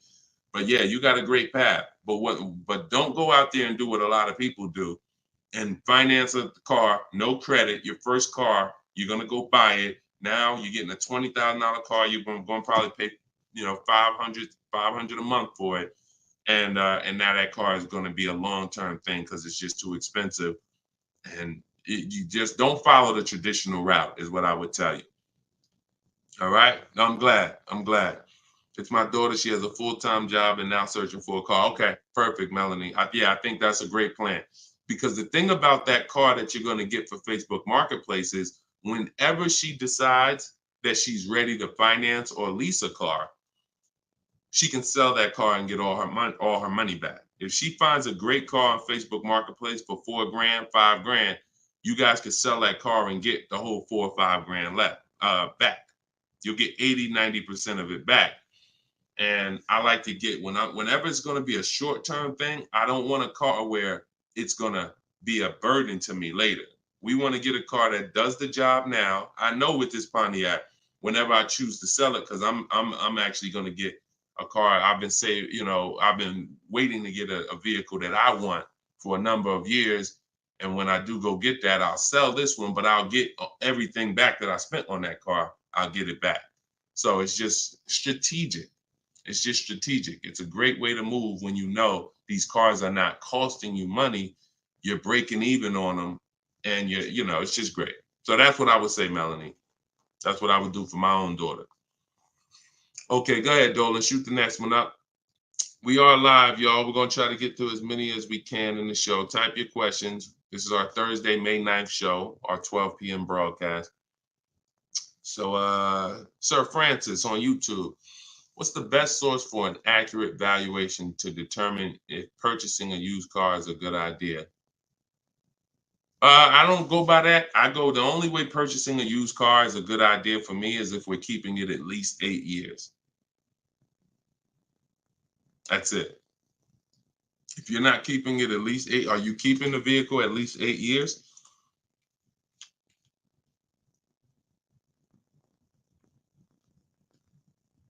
Let's see if we give him some time to answer. Are you keeping the vehicle for at least 8 years, Sir Francis? See, if we're not keeping the vehicle at least 8 years, there's no point in buying it, because the money that you would spend to lease, you can't put a price tag. You can't compare it. The reason I have to show you all these lease deals is to see you cannot compare great lease deals to purchase deals. You can't. Look at this. Look at Jared. Jared followed the leasing like a boss system. The leasing process went quick and exactly like you said it would. Sent the emails. We had multiple offers to work with. Trusted the process. Used the scripts. Got the lowest offer from $565 a month down to $520 with a counter offer. Look. That's probably a $40,000 vehicle. I don't have it up in front of me because I cut the rest of his post off. But look, 1.28, $56,000 vehicle. Even if you were buying a used version of this. So let's just I want to show you this. Let's just say instead of leasing like Matt did here, he got a $56,000 vehicle for $719 a month We already know with $1,000 every, with $100 a month on every $5,000, this $56,000 vehicle is about $1,100 a month. Every 5,000 bucks is a hundred bucks a month on a 5-year finance. So $56,000 vehicle, we're looking at literally $1,100 a month, $1,100 a month payment. Let's just say though he bought this car used.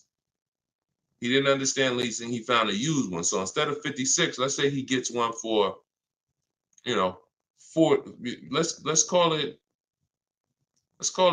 instead of 56, he gets 26 grand off. Let's say he gets it for, hold on, let me do percentages. I don't know why I can't do math right now in my head. Let's say he gets it for 38. Let's use something that's really conservative and good. He gets it for 38. So a $56,000 Hyundai Palisade, he finds an incredible deal on a pre-owned one. He gets it for 38. Once his taxes go in, he's at 40. What's his monthly payment, y'all? If every $5,000 is $100 a month, what's his monthly payment for 40? See, it's all about no money down. If you notice, every time we're comparing numbers, we're not putting any money into the deals. See, when you're not putting any money into the deals, you can easily compare the deals. That's why all we do is shop with no money down, because it's easy to compare the deals. In my book is No Money Down Mastery. You're going to find every strategy I teach you doesn't involve money. It doesn't involve money, because when you want to put money down, that's different. But money down should be after you have assessed the deal already. So, those of you who want your copy of Cars from Home, 7 Steps to Saving Time, Money, and Avoiding Dealers, go to my TikTok bio now, get your copy for 75% off. Go to my Instagram bio, get your copy. But look at this. I'm asking y'all, what's his payment? Let's see if we got anybody that chimed in. If he didn't get this brand new one, if he didn't get this brand new Hyundai truck, he got a used one. So instead of 56,000, he got his for 38. Great price. He found one for 38,000, low miles. Now taxes are in, and he's financing 40,000. What's his monthly payment?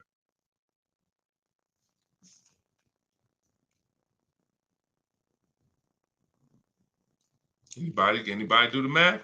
Every 5,000 bucks. Well, I'm gonna tell y'all now. Okay, y'all taking a little long. It's 800 a month. Thank you, Derek. Thank you, Derek, on Facebook. 800 a month.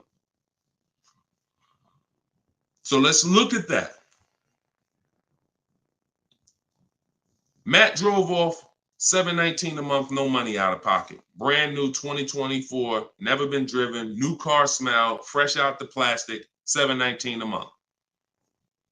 Same person who bought that car because they didn't understand leasing, they're paying $1,100 a month. Now there happens to be another one just like it, but it's a 4-year-old one, and it's $38,000, and someone else gets that, and they're paying $800 a month. Do you see how much money those who don't teach you about leasing have cost you? Do you see how much money listening to those who don't understand leasing has cost you? Big money.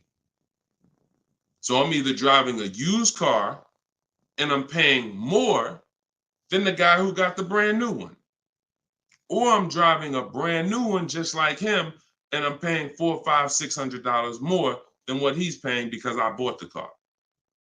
Now, when do the people who buy win? When do they win? 8 years down the road. 8 years down the road. See, because when you buy your car and you pay it off, see, the person who leases is not worried about depreciation. That's the car going down in value like this. The person who leases is not worried about depreciation. They've already beat it because their lease payment is so low. Their lease payment is so low, they're paying less than what the car's normal depreciation would be. So they beat it with a great lease deal. Now, the people who own the car they're not going to beat it because they own it. So any depreciation is coming against their actual car. If they could have sold the car today for 30, next year it's only worth 25, they lost $5,000. If you were going to sell your car today for 20 and then a tree branch falls on it, is it worth 20 tomorrow? Even when you fix it, run it through your insurance. Hey, I'm coming to get my 20. No, a tree branch fell on the vehicle. It's worth probably 18 now. This is depreciation. So the only way you're going to avoid that is through long-term ownership, because eventually, like I talked about earlier in the stream, you get to the point where your car is only losing a little bit of value each year. Only to this year it's worth 10, next year it's worth 95. In another year it's worth 9,000. That doesn't happen until you have kept the car 9, 10, 11 years. So if you're not keeping your cars that long, you're losing thousands of dollars not leasing, as I just illustrated with those 3 examples. Okay? So this doesn't change. I don't care whether it's Lamborghinis. I don't care whether it's Rolls Royces. The principles do not change. Derek on Facebook. If a manufacturer is offering a very low IR through their direct financing for well-qualified buyers, is there something I should look for on my credit report to know whether I should apply and let them run my credit versus using the pre-qualified offer I have from my credit union? Yeah, most people are going to qualify for the special rates. If you have fair credit, good credit, most people are going to qualify for the special rates because it's not super tier. Super tier is like A1 or A9 in the business world. That's super tier. Most of them are tier 1. So a tier 1 approval is really going to be if you have, 680 credit score and above. If you've had a car loan in the past that you paid well, you should be able to qualify for those special interest rates. Those are not super hard to qualify for. And if it's something under 2.9, you're typically not going to see that coming from a credit union or a bank, not in this market. Not in this market. So yeah, it's a good question though. But that's round 1 in the bank bidding war. So it's important for you guys to know that whenever you see a special interest rate offer, in many cases, it's not hard to qualify for. You don't need perfect credit. 680, 700 and above, you should be fine. All right. So, all right. Let's go, John Tez on YouTube. I'm interested in getting a 23 Charger Scat Pack, trading a 2022 Camry. This is a disaster. This is a disaster. Dealer wants 56 for the car, but it's been on the lot for 220 days. What do you think I could get them to lower it to? Well, I'm going to just tell you honestly, why are you trading in a 2022 vehicle? First of all, if you paid cash for that car, you wouldn't be trading it in, because once you see what it's worth and what you're getting in 2 years, you've had the car for less than 2 years. See, there's something, here's what we're not getting. The reason why I hold this up is for y'all to see that you cannot trade in cars this fast and have it be and have it. And I want y'all to know we are 100% live right now. We are 100% live right now. You're not watching a replay. This is a live show. So we're going to dialogue on this for a quick second. You should not, if I show this so y'all can understand the value of your car is dropping like this the first year, 2 years, 3 years. You think that you could buy a car here for $35,000, turn around, trade it a year later, and it's only worth now $27,000, and you're just going to flip and take that $7,000 loss in depreciation. You are going to absolutely lose your shirt. And the only way that you actually don't realize how much you're losing is because they hide it in your monthly payment, because you're a payment shopper. Just get me to this payment. I don't care about the numbers and all of that. I don't care about how much money I'm losing on each car. Just work my monthly payment to something that I could afford. And that is financial disaster. because there is no way, if you were coming and you were writing a check for this, if you came in and you bought that 2022 Camry and they said, okay, it's going to be 35 grand, you know, whatever, and you wrote a check for it, and then you came back a year later and you said, all right, well, what y'all going to give me for my 22 Camry? And they said, all right, well, we can only give you 25 for it. And you said, wait, I just paid 35 for it last year. You ain't giving me no 25 for it. You would never take that. But payment buyers take those deals all the time, because what they do is they give you the same 25, but when they finance it and stretch the loan out, they're like, see, and your new monthly payment is only $50 more than your old car. And you like, man, this sounds like a good deal. It's a horrible deal. It's not even a deal. It's a horrible offer, but you're not trained to see it. So whenever I see somebody who's switching from cars that are less than 2 years old to a brand new car, you're not talking about leasing it. So you're still in the mindset of, oh, I could buy cars, switch them, buy cars, switch them, buy cars, switch them. You absolutely are losing thousands of dollars on every single car you buy. So if I wanted to do what you were doing, replace my 2022 Camry with a Charger Scat Pack. And first, you're buying another pre-owned one too. You're buying another pre-owned one.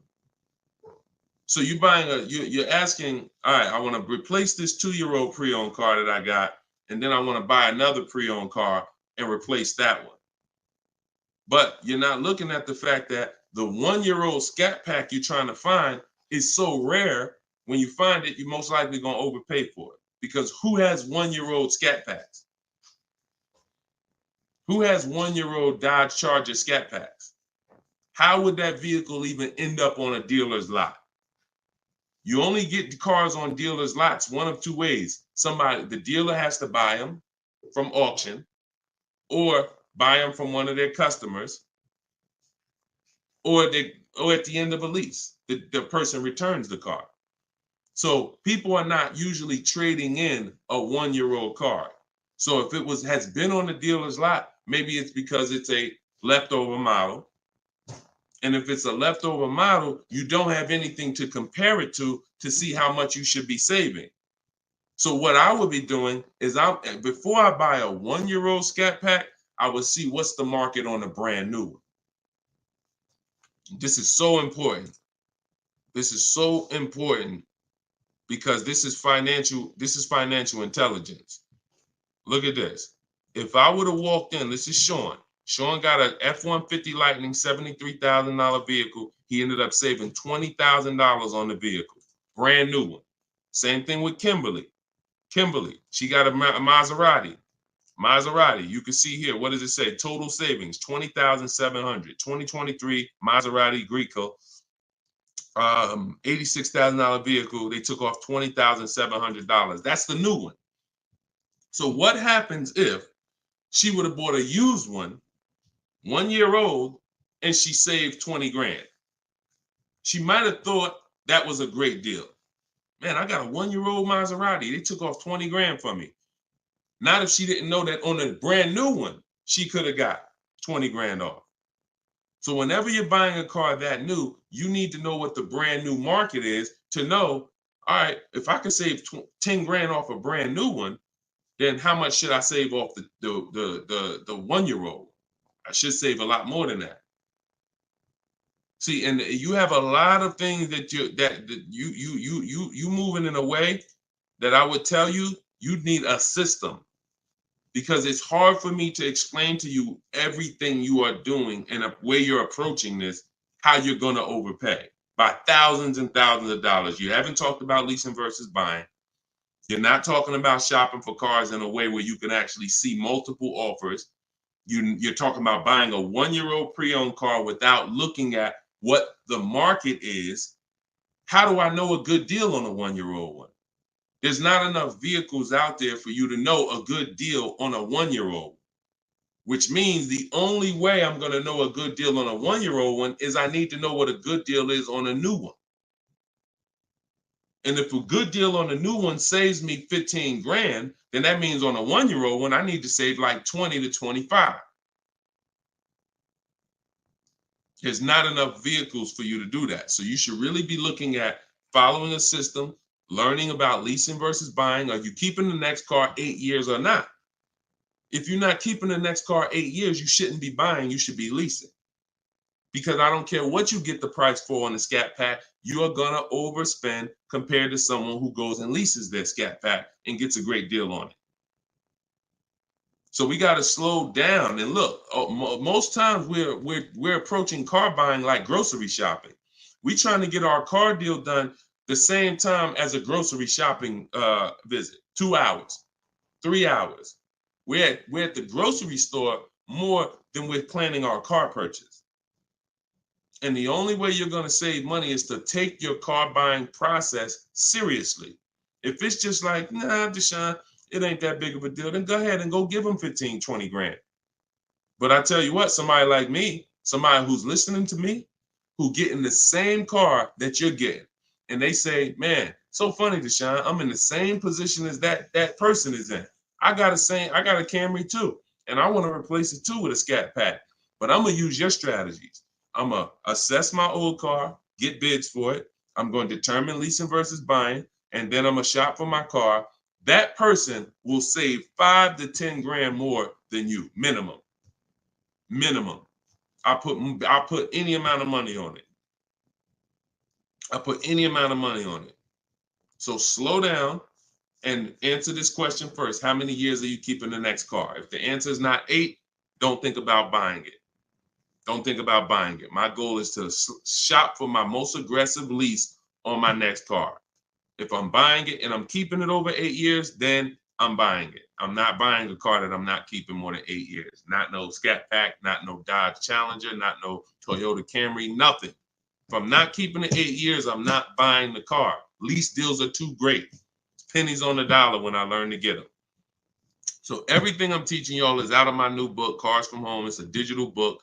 It's called 7 Steps to Saving Time, Money, and Avoiding Dealerships. You can get your copy for 75% off in my TikTok bio. The price of the book is $97. That is the price. But you can get it for $24 if you get to my TikTok bio before the 30-minute timer expires. If you get to my Instagram bio before the 30-minute timer expires. We have a link in the comment section on YouTube and Facebook. You can go to deshonsbook.com, or you can scan this QR code with your phone and you can get your copy for 75% off. So use it. Make sure you send me your success stories. Continue to send me your success stories so we can bring them onto the show. That is a step-by-step system. There's nothing left to chance. You cannot leave anything to chance when it comes to car buying. Everything that we teach is for a reason. So let's continue to move. You know we will be back soon for another stream. And catch us later. We're usually live 7 and 12 p.m.